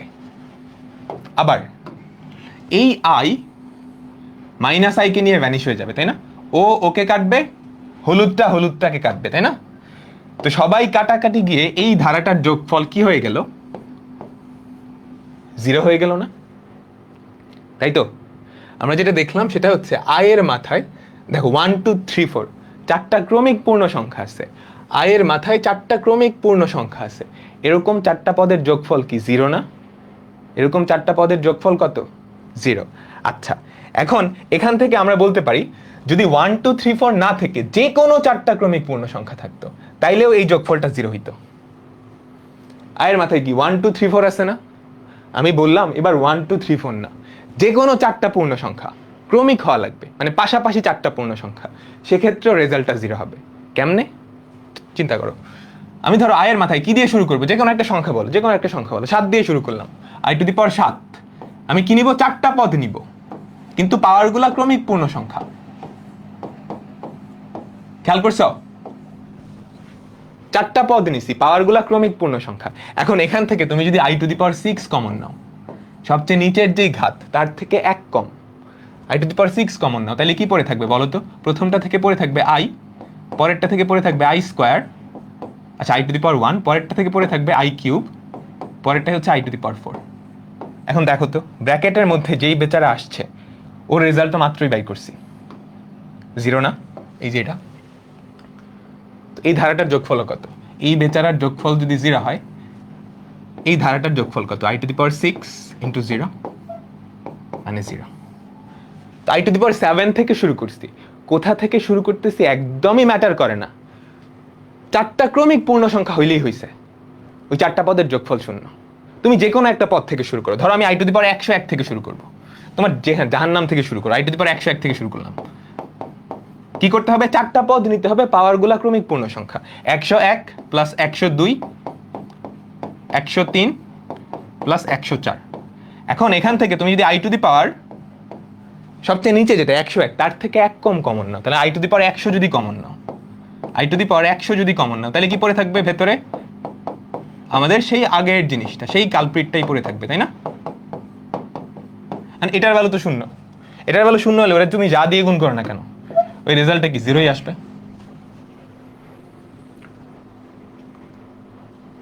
বুঝলাম?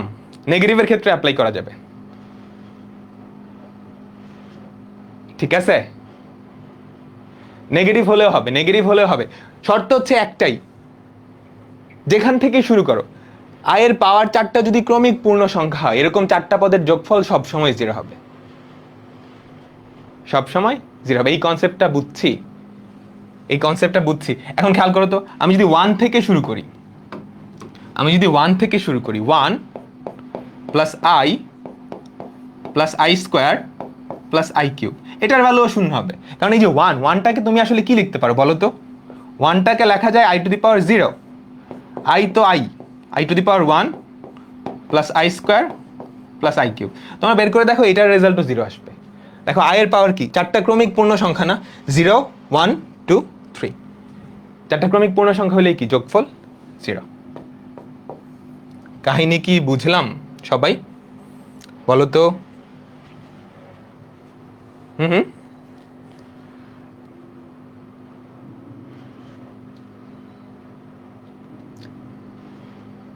ঠিক আছে, ঠিক আছে। এখন খুবই ইম্পর্টেন্ট একটা কথা, সবাই মনোযোগ দাও, সবাই এখানে মনোযোগ দিতে হবে, কিন্তু এই কনসেপ্টটা অনেকেরই থাকে না। দেখো কে কাকে কাটতেছে, কে কাকে কাটতেছে? চারটা পদ না, এর মধ্যে দুইটাকে কাটবে, তাই না? এই লাল পদটা এই লালটাকে কাটছে, তাই না? ও ওরে কাটছে, ও ওরে কাটছে, তাই না? তার মানে খেয়াল করো তো, মাথায় পাওয়ার বেজোর থাকলে সে পরের বেজোর পদটাকে কাইটা দিছে না বলো তো? আয়ের মাথায় যেই পাওয়ারটা, সে তার পরের যেই বেজোর পদটা, বেজোর পাওয়ারটা আই কিউব, সেকে কিন্তু কাটছে। আয়ের ভ্যালু তো আই কিউবের ভ্যালু কি? মাইনাস আই, এই দুইটা কাটা হয়ে জিরো হয়ে গেছে। আর আয়ের মাথায় যেই জোরটা ছিল, খেয়াল করো আই স্কোয়ার, সে কাকে কাটছে? তার পরের জোর পদটাকে, পরের জোর পদটাকে। এটার ভ্যালু -1, এটার ভ্যালু -1, এটার ভ্যালু -1, এটার ভ্যালু +1, দুইজন মিলে কাটা হয়ে গেছে। তো কে কাকে কাটতেছে? একটা পদ তার ঠিক পরের পদটা ওকে কাটবে না, পরের পরেরটাকে কাটবে। মাথায় যেই বেজোর, ও তার পরের বেজোর পদটাকে কাটবে। বুঝছো? এটা কি বুঝলাম? তাহলে বলো তো এখান থেকে কে কাকে কাটবে? আই টু দি পাওয়ার 7 এ কাকে কাটবে? আই টু দি পাওয়ার 9 কে কাটবে, ঠিক আছে? এরপর আই টু দি পাওয়ার 8, এ কাকে কাটবে? পরের যেই জোড় পদ আই টু দি পাওয়ার 10। এটা বুঝছি? সবাই একটু মাথায় নাও তো, সবাই একটু মাথায় নাও, কে কাকে কাটতেছে? কে কাকে কাটতেছে? একটা পদ তার পরের পদটাকে কিছু করবে না, তার পরেরটাকে কেটে দিবে। ঠিক আছে? আচ্ছা, এই কনসেপ্টটা আশা করি বোঝা গেছে। একটা পরপর কাটে, একটা পরপর কাটে। সুন্দর সুন্দর। ওকে, এই যে এটার যোগফল বাইর করতে পারবে না, ওই জিনিসটা আমি একটু অন্যভাবে লিখছি। I to the power 4n, I to the power 4n এর ভ্যালু কি 1 না? বলো তো, I to the power 4n এই ভ্যালুটা হচ্ছে 1। I to the power 4n plus 1 এটা কি? শুধু আই, তাই না? বলো তো, I to the power 4n plus 1 এটা কি আই না? আমরা দেখছিলাম 1 পরে থাকে। তারপর I to the power 4n plus 2 এটা কি আই স্কোয়ার। আই স্কোয়ার মানে কি? -1। আই কিউব, আই কিউব মানে কত? -i, তাই না? আই এর মাথায় যে চারটা পাওয়ার তারা কিন্তু ক্রমিক পূর্ণ সংখ্যা। এখানেও দেখছো 4n, 4n plus 1, 4n plus 2, 4n plus 3, চারটা পাওয়ার তুমি যখনই দেখছো ক্রমিক পূর্ণ সংখ্যা, যোগফল কি? 0 হবে, যেটা আসলে এখান থেকেও দেখা যাচ্ছে। এই 1 এই -1 কে নিয়ে ভ্যানিশ হবে, তাই না? তার মানে এই বেচারা তার পরের যে জোড় পদটা, জোড় ঘাত যেটা, ওরে ভাগায় নিয়ে যাবে, দুজন ভ্যানিশ হয়ে যাবে। তারপর এইটা আর এটা দুজন মিলে কি 0 হয়ে যাবে, এই দুইজন মিলে কি 0 হয়ে গেল। কাহিনী বুঝলাম তো? আচ্ছা, এখন এখন এখন আমরা ধারার যোগফল বাইর করব। এই যে আমাদের এতক্ষণের সামারিটা এখানে লেখা আছে, এই লাইনটা বুঝতে পারলে তুমি সবকিছু বুঝছো। এ বি সি ডি যদি চারটা ক্রমিক পূর্ণ সংখ্যা হয় তাহলে এইটা 0। ক্রমিক পূর্ণ সংখ্যা মানে কি? পাশাপাশি পূর্ণ সংখ্যা। এই লাইনটা বুঝলে তুমি এতক্ষণে সবগুলা কনসেপ্ট বুঝছো। ঠিক আছে? আচ্ছা, এখন এখানে অনেকগুলো ধারা দেওয়া আছে, এই সবগুলো ধারার যোগফল আমরা একটু বাইর করব। ছোট ছোট ধারা দেওয়া আছে, এই ছোট ছোট ধারাগুলো যোগ করে তারপর বড় বড় ধারায় যাব। প্রথম ধারা বলো তো, আই প্লাস আই স্কোয়ার, এটার ভ্যালু কত? আই এর ভ্যালু তো শুধু আই, আই স্কোয়ারের ভ্যালু কত? -1। তো প্রথম ধারাটার যোগফল এটাই, আমাদের প্রথম ধারাটার যেই ভ্যালু সেটা এটাই। এখন দ্বিতীয় ধারাটা খেয়াল করো তো, এখানে কয়টা পদ আছে? 1, 2, 3, 4, 5টা। সবগুলার পাওয়ার কি? ক্রমিক পূর্ণ সংখ্যা না? সবগুলার পাওয়ার কি? ক্রমিক পূর্ণ সংখ্যা। এখন এখানে খেয়াল করো তো, তুমি যদি প্রথম 4টা পদ নাও, এই 4টা পদের যোগফল কি 0 না? কারণ আয়ের মাথায় পাওয়ার কি? ক্রমিক পূর্ণ সংখ্যা। আমি তোমাকে বলছিলাম আয়ের মাথায় 4টা ক্রমিক পূর্ণ সংখ্যা যদি যোগ আকারে থাকে, ওটার যোগফল সবসময় 0ই হবে। তার মানে এই জিনিসটার যোগফল কি 0 হয়ে গেছে না? এই জিনিসটা তো 0 হয়ে গেছে, মানে এই জিনিসটা জাস্ট কাটা চলে যাবে, তাই না? এই জিনিসটাকে জাস্ট কাটা চলে যাবে, 0-র সাথে যেটাই যোগ করো না কেন ওটাই থাকে। আলটিমেটলি পড়ে থাকবে কি? শুধু আই টু দি পাওয়ার 5 না? তো এটার অ্যান্সার কি? I to the power 5। I to the power 5 এটাকে যদি সিম্পলিফাই করো তাহলে কি পড়ে থাকবে? 4 দিয়ে ভাগ করলে ভাগশেষ যত, শুধু আই পড়ে থাকতেছে। এটা কি বুঝলাম? এটা কি বুঝলাম সবাই? এখন তুমি একটু বুদ্ধিমান যদি হও, এখানে খেয়াল করো, তোমাকে আই টু দি পাওয়ার 5 বের করা লাগছে, পরে আবার ওটাকে সিম্পলিফাই করা লাগছে, তাই না? এই যে আই টু দি পাওয়ার 5 বাইর করছো, এই যে এইটা, তারপর সেটাকে আবার সিম্পলিফাই করলে কি আই এ কনভার্ট হয়েছে। তুমি যদি একটু বুদ্ধিমান হও, তুমি যদি প্রথম থেকে চারটা পদ নিছো না, প্রথম থেকে চারটা পদ না নিয়ে শেষ থেকে 4টা পদ নিতা, বলো, শেষ থেকে 4টা পদ নিছো, এই 4টা পদের যোগফল 0 না? কারণ আমি তোমাকে কি বলছি, আয়ের মাথায় 4টা ক্রমিক পূর্ণ সংখ্যা থাকলেই যোগফল 0। কই থেকে শুরু হইতেছে ওটা একদমই ম্যাটার করে না। তার মানে এই যে বক্স, এই বস্তাটার যোগফল 0 না, এটাকে একটা বস্তা হিসেবে চিন্তা করো, যেখানে আয়ের কি 4টা পদ আছে যাদের পাওয়ার ক্রমিক পূর্ণ সংখ্যা, এটার ভ্যালু 0। তাহলে কি পড়ে থাকবে? শুধু আই। সুবিধাটা কি হয়েছে? তোমাকে এই লাইনটা আর লেখা লাগতেছে না, equals to I to the power 5, simplify করা লাগতেছে না, তুমি সরাসরি কি প্রথম পদটা লিখে ফেলতেছো আই। বুঝছো? আয়ের মাথায় বড় পাওয়ার থাকলে কি হয়? ওটার আবার সিম্পলিফাই করতে হয়। এই জন্য আমি কি প্রথম থেকে 4টা পদ নেই নাই, শেষ থেকে 4টা পদ নিচ্ছি। 4টা পদ থাকলেই যাদের মাথায় কি ক্রমিক পূর্ণ সংখ্যা আছে, এই যে খেয়াল করো 2, 3, 4, 5 ক্রমিক পূর্ণ সংখ্যা না, ওটার যোগফল 0 হবেই। তুমি প্রথম থেকে নাও, শেষখান থেকে নাও, মাঝখান থেকে নাও, অসুবিধা নেই। 4টা ক্রমিক পূর্ণ সংখ্যা হইলেই যোগফল 0। এটার ভ্যালু 0, পরে থাকলো কি? আই। ঠিক আছে? আচ্ছা, এর পরেরটা খেয়াল করো তো, এখানে কয়টা পদ আছে? 6টা পদ, তাই না? তুমি চাইলে, তুমি যদি বোকা হও, তুমি যদি বেশি কাজ করতে চাও, তুমি প্রথম 4টা পদ নাও, এই 4টা পদের যোগফল 0, তো পরে থাকবে কি? i to the power 5 plus i to the power 6। পরে আবার বোকার মতো কি এটারে সিম্পলিফাই করতে হবে। i টু দি পাওয়ার 5 এর ভ্যালু হচ্ছে i, এরপর i টু দি পাওয়ার 6 এটার ভ্যালু কি হবে? i স্কয়ার বা -1। এটা যদি তুমি বোকা হও, বুঝছো, তুমি বুদ্ধিমান হইলে তুমি কি এটা করবা না? তুমি কি জানো, i এর মাথায় 4টা ক্রমিক পূর্ণ সংখ্যা হইলেই যোগফল 0। তো তুমি শুরুর থেকে 4টা পদ কেন নিবা? তুমি শেষের থেকে 4টা পদ নাও, এই 4টা পদের যোগফল 0। তাহলে পরে থাকবে কারা কারা? জাস্ট প্রথম 2টা পদ। প্রথম 2টা পদ কারা কারা? i plus i square. দেখছো তোমাকে কি সিম্পলিফাই করা লাগছে? i প্লাস i স্কয়ারের ভ্যালু কত? i minus 1। শেষ, i মাইনাস 1। হ্যাঁ, বুঝতে পারলাম। এবার লাস্টেরটা, এখানে কয়টা পদ? 7টা পদ আছে, তাই না?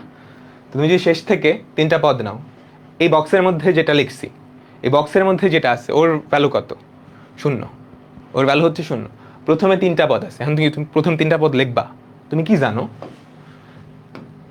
একটা বেজোড় ঘাত তার পরের বেজোড় ঘাতকে কাটা দেয়, তো এ ওকে কাটা দিয়ে দিবে, তোমাকে আর কিছু লেখাও লাগবে না, তুমি দেখেই বুঝতে পারতেছো না। i1 i cube, i to the power 1 i cube, একটা তার পরের বেজোড় ঘাতকে কেটে দেয়, এটা আমরা জানি। তো এটা কাটা দিবা, অ্যান্সার কি? i square. i স্কয়ারের ভ্যালু কত? -1। বুঝতে পারলাম তো? এগুলো ছিল পিচ্চি পিচ্চি অঙ্ক, পদ সংখ্যা অনেক কম, তাই না? মাত্র কয়টা পদ। এখন আমরা অনেক বড় বড় ধারা দেখব।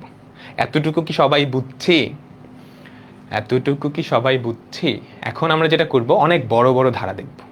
দেখো দেখো দেখো, যাচ্ছে কিন্তু, না বুঝলে বলবা, না বুঝলে বলবা। ঠিক আছে, ঠিক আছে, ওকে।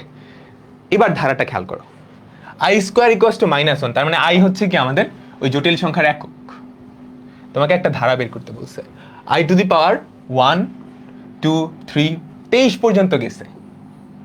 i এর মাথায় পাওয়ারগুলো খেয়াল করো, ক্রমিক পূর্ণ সংখ্যা। ধারাটা খেয়াল করো, i এর মাথায় পাওয়ারটা কিন্তু ধারায় আছে, তাই না? পাওয়ার পাওয়ার 1 2 3 4, তাই না? ধারাটার বৈশিষ্ট্য কি? ক্রমিক পূর্ণ সংখ্যা 1 করে বাড়তেছে, তাই না? 1 2 3 4 5 এভাবে কত পর্যন্ত গেছে? 23 পর্যন্ত গেছে। বুঝতে পারলাম? এরকম ধারা পরীক্ষায় মাঝে মাঝে দেয়, পাওয়ারগুলা ক্রমিক পূর্ণ সংখ্যা 1 করে বাড়বে, এরকম ধারা 1 করে বাড়বে, সমান্তর ধারা। আচ্ছা, তো এই ধারাটার যোগফল কি হবে? আমরা কি জানি, 4টা ক্রমিক পূর্ণ সংখ্যা যদি হয় তাইলে যোগফল 0 হয়। তো এখানে টোটাল পদ আছে কয়টা বলো তো? এই যে এই ধারাটায় পদ আছে কয়টা? তোমরা সমান্তর ধারা পড়ে আসছো না? সমান্তর ধারায় পদ সংখ্যা, এটার ফর্মুলা যেন কি ছিল? সমান্তর ধারায়, ক্লাস 9 10-এ পড়ে আসছো, সমান্তর ধারায় পদ সংখ্যা বা n কি ছিল? শেষ পদ মাইনাস আদি পদ। সমান্তর ধারায় পদ সংখ্যা ছিল শেষ পদ মাইনাস আদি পদ ডিভাইডেড বাই সাধারণ অন্তর প্লাস 1। একটা সমান্তর ধারায় কয়টা পদ আছে ওইটা বের করার ফর্মুলা হচ্ছে এইটা, শেষ পদ মাইনাস আদি পদ। আবার বলতেছি, একটু লিখে নাও, শেষ পদ মাইনাস আদি পদ ডিভাইডেড বাই সাধারণ অন্তর দুইটা পাশাপাশি পদের পার্থক্য প্লাস 1। তো এখানে ধারা কিন্তু তৈরি করছে ঘাতটা, পাওয়ারটা 1 2 3। তো এইখানে আমাদের পদ সংখ্যা কয়টা হবে বলতো?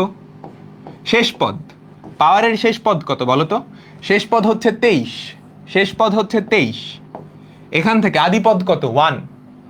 আমাদের ধারাটা মানে পাওয়ারটা সমান্তর ধারা তৈরি করছে, i কিন্তু সমান্তর ধারা তৈরি করে নাই। i এর ঘাত বা পাওয়ার যেটা, ওইটা একটা সমান্তর ধারা তৈরি করছে। তো শেষ পদ মাইনাস আদি পদ ডিভাইডেড বাই সাধারণ অন্তর কত? 1 করে বাড়তেছে না? প্লাস 1। তো এখানে পদ কয়টা? টোটাল 23টা পদ আছে। কাহিনী বুঝলাম? এখানে পদ আছে কয়টা? 23টা পদ, এবং 23টা পদের প্রত্যেকটার পাওয়ার কি 1 করে বাড়তেছে না? তো যে কোনো 4টা পাশাপাশি পদ নিলে তাদের যোগফল কি 0 হবে না? তো এখন এই 23টা পদকে আমি যেটা করব, 4টা করে একটা গ্রুপ তৈরি করব। আমরা অনেকগুলা বস্তা বানাবো, অনেকগুলা বক্স বানাবো, 4টা করে অনেকগুলা বক্স বানাবো। এখানে তো টোটাল 23টা পদ আছে, 4টা করে অনেকগুলা বক্স বানাবো। অনেকগুলা বক্স তুমি যদি বানাও, প্রথম বক্সে যেটা পড়ে থাকবে প্রথম 4টা পদ, i plus i square plus i cube plus i to the power 4। দ্বিতীয় বক্সে যেটা থাকবে পরের 4টা পদ, i to the power 5 plus I to the power 6 plus I to the power 7 plus I to the power 8। বুঝছো? এভাবে তুমি অনেকগুলা বক্স বানাইতে পারবা না? এই 23টা পদ দিয়ে তুমি যদি চারটা পদের বক্স বানাও, তাহলে সবার লাস্টে কয়টা পদ পড়ে থাকবে তুমি চিন্তা করো। তোমার কাছে 23 জন খেলোয়াড় আছে, তোমরা ছোটবেলায় বাটাবাটি করছো না? 23 জন খেলোয়াড় আছে, এখন 4টা করে একটা দল তৈরি করবে, একটা দলে 4 জন প্লেয়ার, 23 জন খেলোয়াড় আছে, তাইলে তুমি যদি 4 জন করে দল তৈরি করো, সবার লাস্টে 3 জন পড়ে থাকবে না? বুঝছো তো? 23 জনকে নিয়ে তুমি যদি 4 জনের করে অনেকগুলো দল বানাও, তাহলে কি 4 5 20, 5টা দল তৈরি হবে। 5টা দল তৈরি হবে, প্রত্যেকটা দলে 4 জন করে থাকবে, সবার লাস্টে 3 জন পড়ে থাকবে, ওই 3 জন খেলতে পারবে না, তাই না? এখন প্রত্যেকটা বক্স বা প্রত্যেকটা দলে আসলে কারা আছে বলো তো? এমন 4টা পদ যাদের পাওয়ার ক্রমিক পূর্ণ সংখ্যা। তার মানে প্রত্যেকটা বক্স বা প্রত্যেকটা দলের যোগফল 0 হয়ে যাবে না? বুঝছো? এরকম আরো অনেকগুলো দল তৈরি হবে, বাট প্রত্যেকটা দলের যোগফল কি 0 হয়ে যাবে। লাস্টে যারা পড়ে থাকবে, যাদেরকে তুমি দল বানাইতে পারো নাই, কয়জন? 3 জন না? ওই 3 জনই কি আমাদের লাস্টে পড়ে থাকবে, ওই 3 জনই কিন্তু আনসার। কাহিনী বুঝছো তো? এখানে সবার লাস্টের 3 জন তুমি যদি পড়ে রাখো, কারা থাকে বলো তো? I to the power 21 plus I to the power 22 plus I to the power 23। এই 3 জন পড়ে থাকবে, এই 3 জনকে তুমি কোনো দলে নিতে পারো নাই। বাকি সবগুলা পদকে চারটা করে কি একটা দলে নিয়ে নিছো না, একটা গ্রুপে করে নিছো, মানে এই বক্সগুলোর ভেতরে ঢুকাইছো। প্রত্যেকটা বক্সের ভেতরে কারা আছে? এমন 4টা পদ যাদের পাওয়ার কি ক্রমিক পূর্ণ সংখ্যা। বক্সগুলোর যোগফল 0 থাকবে, 0 হয়ে যাবে। পরে থাকবে কারা? যাদেরকে তুমি বক্সে নিতে পারো নাই। কয়জন? এই যে এই 3 জন, এই 3 জন। তো এই ধারাটার যোগফল কি? এই 3 জনের যোগফলের সমান, এই 3 জনের যোগফলের সমান। এখন এই তিনের পরিচয়টা আসলে কি? এই যে 3 জন, এই 3 জনকে তুমি যাদেরকে দলে নিতে পারো নাই, এই 3-এর পরিচয়টা আসলে কি? যতগুলা পদ ছিল সেটাকে 4 দিয়ে ভাগ করলে ভাগশেষ যেটা, সেটাই না? আমাদের যতগুলা পদ সংখ্যা ছিল সেটাকে 4 দিয়ে ভাগ করলে ভাগশেষ যেটা, সেটাই তো, সেটাই কিন্তু 3। তত সংখ্যক প্লেয়ারই কিন্তু পড়ে থাকবে লাস্টে, তাই না? ভাগের ডেফিনেশন তো এটাই, তাই না? তোমার কাছে 23টা আম আছে ধরো, এখন তুমি চারটা করে আম মানুষকে দিবা, তাহলে কি লাস্টে 3টা আম পড়ে থাকবে না? ওই 3-এর পরিচয় কি? ওইটাকে 23টাকে 4 দিয়ে ভাগ করলে ভাগশেষ যেটা হয়। তো এই 23কে তুমি যদি 4 দিয়ে ভাগ করো, 4 × 5 + 3 এরকম হয়। ভাগশেষ কত? 3। তার মানে শেষের থেকে তুমি কি 3টা পদ ফেলে রাখবা, ওই 3টা পদের যোগফলটাই কি? ধারার যোগফল। এখন এই 3টা পদের যোগফল বের করা খুবই সহজ। তুমি কি করবা? এরে আর এরে কাটা দিবা, কারণ কি আমি কি বলছি, একটা পদ তার পরের বেজোড় পদটাকে কেটে দেয়, একটা বেজোড় পদ তার পরের বেজোড় পদকে কাটা দেয়। আই টু দি পাওয়ার 22 থাকে, আই টু দি পাওয়ার 22 হচ্ছে I², যার ভ্যালু কত? -1। বুঝলাম? এখানে 4 নিয়ে অনেক কাহিনী হবে। হ্যাঁ, 4 নিয়েই অনেক কাহিনী হবে, কারণ কি? আই টু দি পাওয়ার 4 এর ভ্যালু 1, এই জন্যই 4 নিয়ে এত কাহিনী। এই চ্যাপ্টারের শেষের দিকে আমরা দেখবো আবার 3 নিয়ে কাহিনী হয়, সেটা তখন বলবো না। আচ্ছা, এখন একাডেমিকে কিভাবে লিখবা, তাই? আচ্ছা, এগুলো নর্মালি একাডেমিকে ইয়েতে আসে না, রিটেনে আসে না, এমসিকিউতে আসে। আজকে যা পড়াচ্ছে এগুলো সব একাডেমিকের এমসিকিউতে আসে। যদি রিটেনে আসে তাহলে তুমি জাস্ট পদ সংখ্যা বাইর করবা, শেষের যেই ভাগশেষটা আছে ওই 3টা পদ, এটা ইকুয়ালস টু এই 3টা পদ লিখলেই অ্যান্সার হয়ে যাবে, আর কিছু লেখার দরকার নেই। এগুলো একাডেমিকের রিটেনে কোনোদিনও আসে না, এমসিকিউতে আসে। আজকে যা পড়াবো সব এমসিকিউতেই আসবে। যদি রিটেনে চলে আসে, তুমি কি করবে? জাস্ট পদ সংখ্যাটা বাইর করবা, তারপর এইটা ইকুয়ালস টু শেষের দিক থেকে 3টা পদ। এখন তোমরা যারা একটু বুদ্ধিমান আছো বলো তো, আমি এখানে কি করছি? বক্সগুলা প্রথম থেকে তৈরি করছি। আমি যদি বক্সগুলা প্রথম থেকে তৈরি না করে শেষের থেকে করতাম, সেক্ষেত্রে কি কোনো ঝামেলা হইতো না? কিন্তু তুমি শেষ থেকে ধরো আই টু দি পাওয়ার 23, সেখান থেকে চারটা করে বস্তা তৈরি করতেছো, চারটা করে বক্স তৈরি করতেছো, তাই না? 20টা পদ মিলে বক্স তৈরি হয়ে যাবে। পরে থাকবে কারা? প্রথম 3 জন পরে থাকবে না?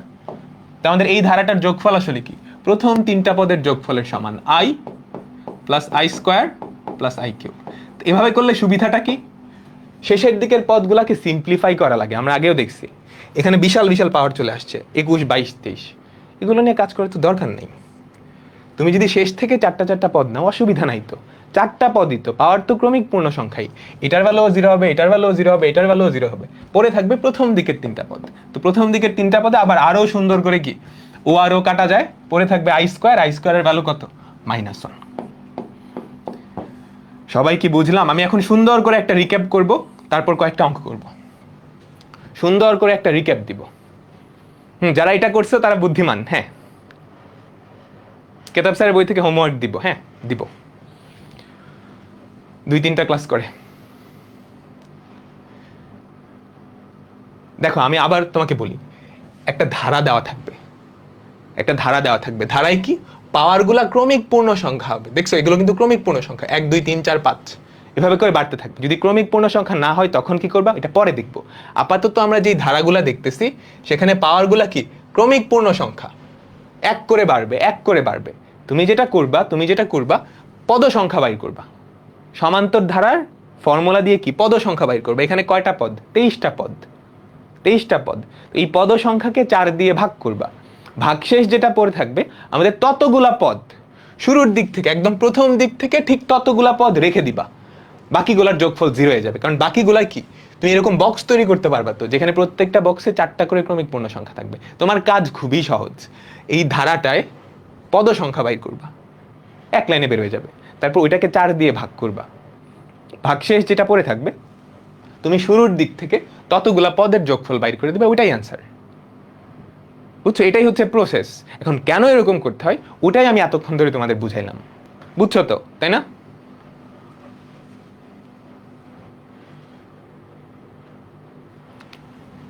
ঠিক আছে, এটা দেখো, এটা দেখো সবাই, এটা একটু দেখো, এটা কি হবে বলো তো, এটার যোগফল।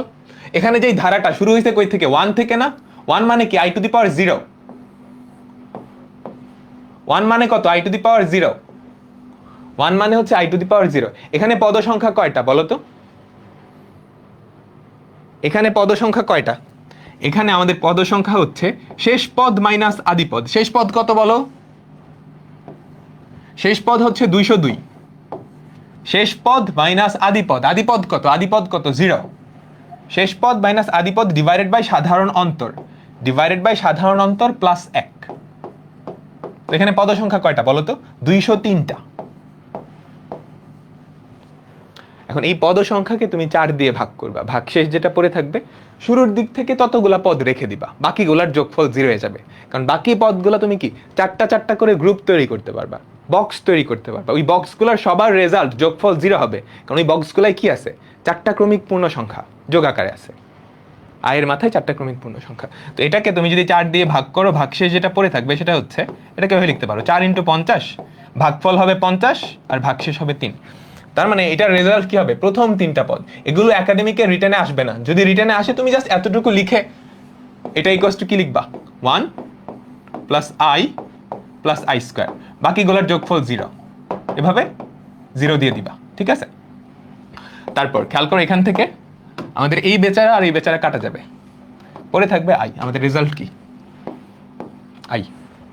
এই সবাই কি বুঝছি বলো তো? সবাই কি বুঝছি? বলো। আর 15 মিনিট।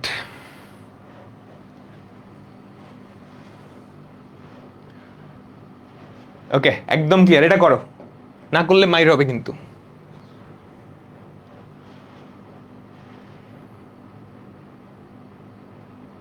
এটা করো, এটা করো।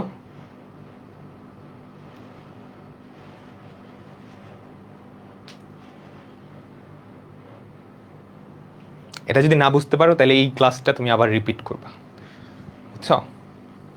যদি না বুঝতে পারো তাহলে তোমার ক্লাসটা রিপিট করতে হবে। ঠিক আছে, এটা আমি বলে দিচ্ছি না, এটা বলে দিতে হবে আমার। এতক্ষণ ধরে কি পড়াইছি তাইলে? আচ্ছা, তো যে অঙ্কগুলা ছিল ওগুলাই কি কথা ছিল? আমাদের আয়ের পাওয়ারগুলা কিন্তু ক্রমিক পূর্ণ সংখ্যা। দেখো 1 2 3 এভাবে করে বাড়তেছে, 1 করে বাড়তেছে। এখন যদি এরকম হয় ক্রমিক পূর্ণ সংখ্যা না হয় তখন কি কাহিনী হবে? তখন কাহিনী হয়ে যাবে না? তুমি খেয়াল করো তো, এই অঙ্কটা খেয়াল করো। এখানে কি হয়েছে? আয়ের পাওয়ারগুলা খেয়াল করো তো, 3 5 7। এবার কি 1 করে বাড়তেছে? না, এবার 2 করে বাড়তেছে না, বুঝছো? এবার 2 করে বাড়তেছে। 2 করে বাড়লে কাহিনী কি হবে বলো তো? 2 করে যদি বাড়ে তাহলে এটা আরো সহজ। 2 করে বাড়লে এটা আরো সহজ, কারণ 2 করে বাড়লে কি হয় আমি কি বলছিলাম, একটা পদ তার পরের পরের পদটাকে কেটে দেয়। দেখো এর মাথায় বেজোড় পাওয়ারটা না, তাহলে ও কি করবে, তার পরের পদটাকে কাটা দিবে না। 3 5 মাঝখানেরটা তো নাই, তো এ তার পরেরটারে কাটবে। ও কি করবে, তার পরেরটারে কাটবে। এভাবে করে কাটাকাটি চলতে থাকবে, তাই না? লাস্টে পড়ে থাকবে কারা কারা। তুমি চিন্তা করো তো, এখানে টোটাল পদ সংখ্যা যদি জোর হয়, টোটাল পদ সংখ্যা যদি জোর হয়, তাহলে সবাই সবাইকে কাটা দিবে না, যোগফল 0 হবে। বুঝছো আমার কথা? যদি এরকম হয় আয়ের ঘাত 2 করে বাড়তেছে, 3 5 7, এবং টোটাল যে পদ সংখ্যা তারা যদি জোর হয়, যোগফল 0 হয়ে যাবে। কারণ কি, একটা তার পরেরটারে কাটবে, এটা পরেরটারে কাটবে, জোড়ায় জোড়ায় বেঁধে ওরা ভ্যানিশ হয়ে যাবে। বুঝলাম? আর যদি ঘাতটা পদ সংখ্যা যদি বেজন না হয়, সবাই সবাইকে কাটবে, জাস্ট একজন পড়ে থাকবে, সবার লাস্টের জন পড়ে থাকবে বা শুরুর জন পড়ে থাকবে। এই বুঝলাম তো? ঠিক আছে, তো দেখো তো এখানে পদ সংখ্যা কয়টা, এখানে পদ সংখ্যা কয়টা, শেষ পদ কত, 57। পদ সংখ্যার ফর্মুলা কি ছিল, শেষ পদ মাইনাস আদিপদ, শেষ পদ মাইনাস আদিপদ ডিভাইডেড বাই সাধারণ অন্তর। 2 করে বাড়তেছে, কিন্তু 2 করে বাড়তেছে, সাধারণ অন্তর 2 প্লাস 1, তাহলে কত হয় বলো তো, 54/2, 54/2 প্লাস 1, 27 দুগুণে 54 না, 28টা পদ আছে। পদ সংখ্যা কি, জোর না বলো তো? আমাদের যে পদ সংখ্যা আসছে সেই পদ সংখ্যা কি, জোর বা ইভেন। জোরকে বলে ইভেন, জোরকে ইংলিশে বলে ইভেন, জোর। তো জোর সংখ্যক পদ মানে কি, ও ওরে কাটবে, ও ওরে কাটবে, এরকম 14টা জোড়া তৈরি হবে। 28টা পদ আছে না, 14টা জোড়া তৈরি হবে, একটা জোড়া আরেকটা জোড়াকে কেটে দিবে, মানে একটা জোড়া আর একটা পদকে আরেকটা পদ কেটে দিবে, রেজাল্ট কি, 0। সবাই কি বুঝলাম? এগুলো খুবই সহজ। যদি পাওয়ার 2 করে বাড়ে সেক্ষেত্রে কি, তুমি জাস্ট পদ সংখ্যা বাইর করবে। যদি জোর হয় তাহলে যোগফল 0, বেজোর হলে কি, একটা পদ পড়ে থাকবে, সবার লাস্টের পদটা পড়ে থাকবে, বা তুমি বুদ্ধিমান হলে কি লাস্টের পদটা না শুরুর পদটা পড়ে থাকবে। ওকে, হ্যাঁ গোল্লা, হ্যাঁ ঠিক আছে ঠিক আছে। এটা এটা বলো তো কি হবে, এটা এটা এটা সবাই বলো তো, বলো বলো।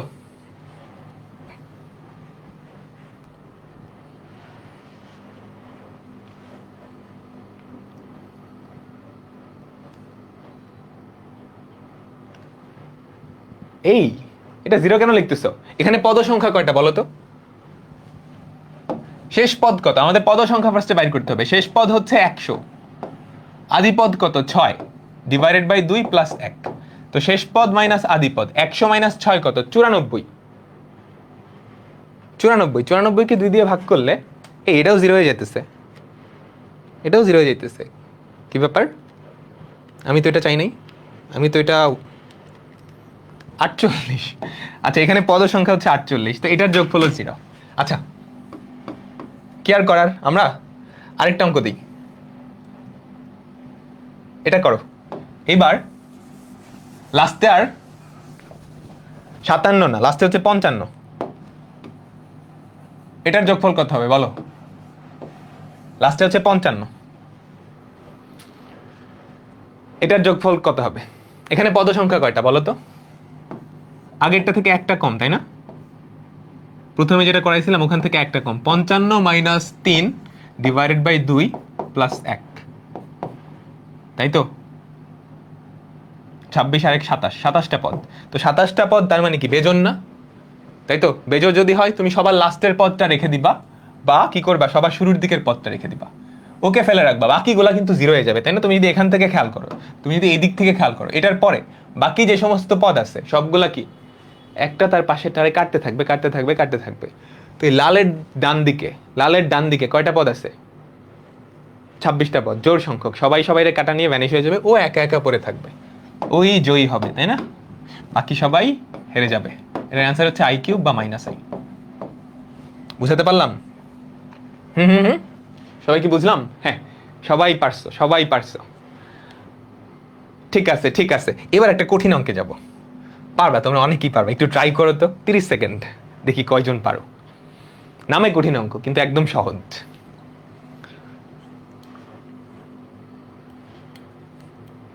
কি বুঝো নাই?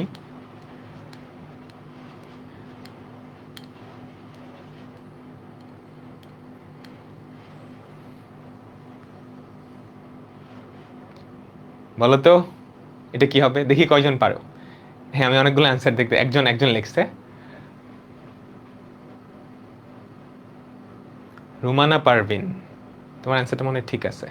আচ্ছা এরপর বলো কি হবে এটার অ্যান্সার।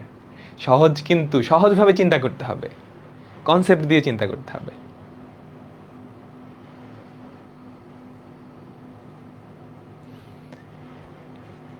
কয়েকজনের অ্যান্সার ঠিক আছে। হ্যাঁ এখন যারা লিখতেছে সবারটা ঠিক আছে, শুরুর দিকে যারা লিখছিল তাদেরটা ভুল। দেখো একটা ভগ্নাংশ, উপরেরটা খেয়াল করো তো, i⁻৫৯২, 590, 588। আমি কি বলছিলাম, একটা তার পরের জোরটাকে ভ্যানিশ করে দেয় না? তাহলে 592, 590 দুইজন মিলে ভ্যানিশ হবে, বুঝতেই পারতেছো? কারণ কি, তারা ক্রমিক জোড় সংখ্যা। পাওয়ারগুলো যদি ক্রমিক জোড় বা বেজোড় হয়, একটা তার পরেরটারে ভ্যানিশ করে না, বলো আমাকে? তারপর 588, 586 এই দুইটা মিলে ভ্যানিশ হয়ে যাবে। পরে থাকবে কি, 584 উপরে পরে থাকবে। এবার নিচে 582, 580 দুইজনে মিলে ভ্যানিশ। 578, 576 দুইজনে মিলে ভ্যানিশ। পরে থাকবে হচ্ছে নিচে 574। তার মানে আমাদের উপরে পরে থাকবে i⁻584, আর নিচে পরে থাকবে i⁻574 +1 +2, তাই না? যদি কাটাকাটি দাও তাহলে কি, উপরে 10 বেশি, তার মানে i⁻10 + 2, i⁻10 + 2, i⁻10 কে কি লেখা যায়, i² + 2, i² এর ভ্যালু কত, -1 + 2। আমাদের অ্যান্সার হচ্ছে 1। কয়জন পারছো? হ্যাঁ এখন অনেকগুলো অ্যান্সার দেখতে পারতেছি। সহজ ছিল না বলো? পারা উচিত ছিল না? পারা উচিত ছিল তো। তো আমরা আজকে কি নিয়ে আলোচনা করলাম? আমরা হচ্ছে জটিল সংখ্যার একক বা আই নিয়ে আলোচনা করলাম। আমরা জটিল সংখ্যার একক বা আই নিয়ে এতক্ষণ ধরে আলোচনা করলাম। এখন আমরা যেই টপিকটা শুরু করব সেটা হচ্ছে জটিল সংখ্যা নিয়ে। এখন আমরা যে টপিকটা শুরু করব সেটা হচ্ছে জটিল সংখ্যা নিয়ে। ক্লাস কি আরেকটু পড়াবো? হ্যাঁ ছুটি দিব? আচ্ছা ছুটি দিয়ে দিই। কোনটা মাথার উপর দিয়ে গেছে, লাস্টেরটা? একদমই সহজ।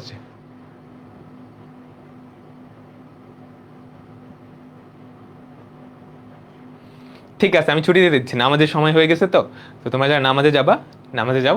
তো নেক্সট ক্লাসে দেখা হবে, নেক্সট ক্লাসে দেখা হবে। তোমরা যদি কেউ না বুঝতে পারো, এটা খুবই স্বাভাবিক, সবার ধরার ক্ষমতা আসলে একরকম না। হ্যাঁ এই কথাটা বুঝছো, তোমরা এখানে যারা যারা দেখতেছো সবার ক্যাচ করার অ্যাবিলিটি কিন্তু একরকম না। তো এরকম হতেই পারে তুমি একটা জিনিস বুঝো নাই, একটা কনসেপ্ট বুঝো নাই, তার মানে এই না যে তুমি আর কোনো টপিকে বুঝবা না। তুমি হয়তো একটু অমনোযোগী ছিলা। তুমি যেটা করবা, যেটা বুঝো নাই জাস্ট ওই টপিকটা আবার একটু রিপিট করো। হ্যাঁ ওই টপিকটা আবার একটু রিপিট করো, দুইবার দুইবার দেখো, তাহলেই হবে। বুঝছো? তাহলেই হবে। সবাই যদি একবারে ধরে ফেলতে পারতো তাহলে সবাই তো আইনস্টাইন হইতো, তাই না? ঠিক আছে।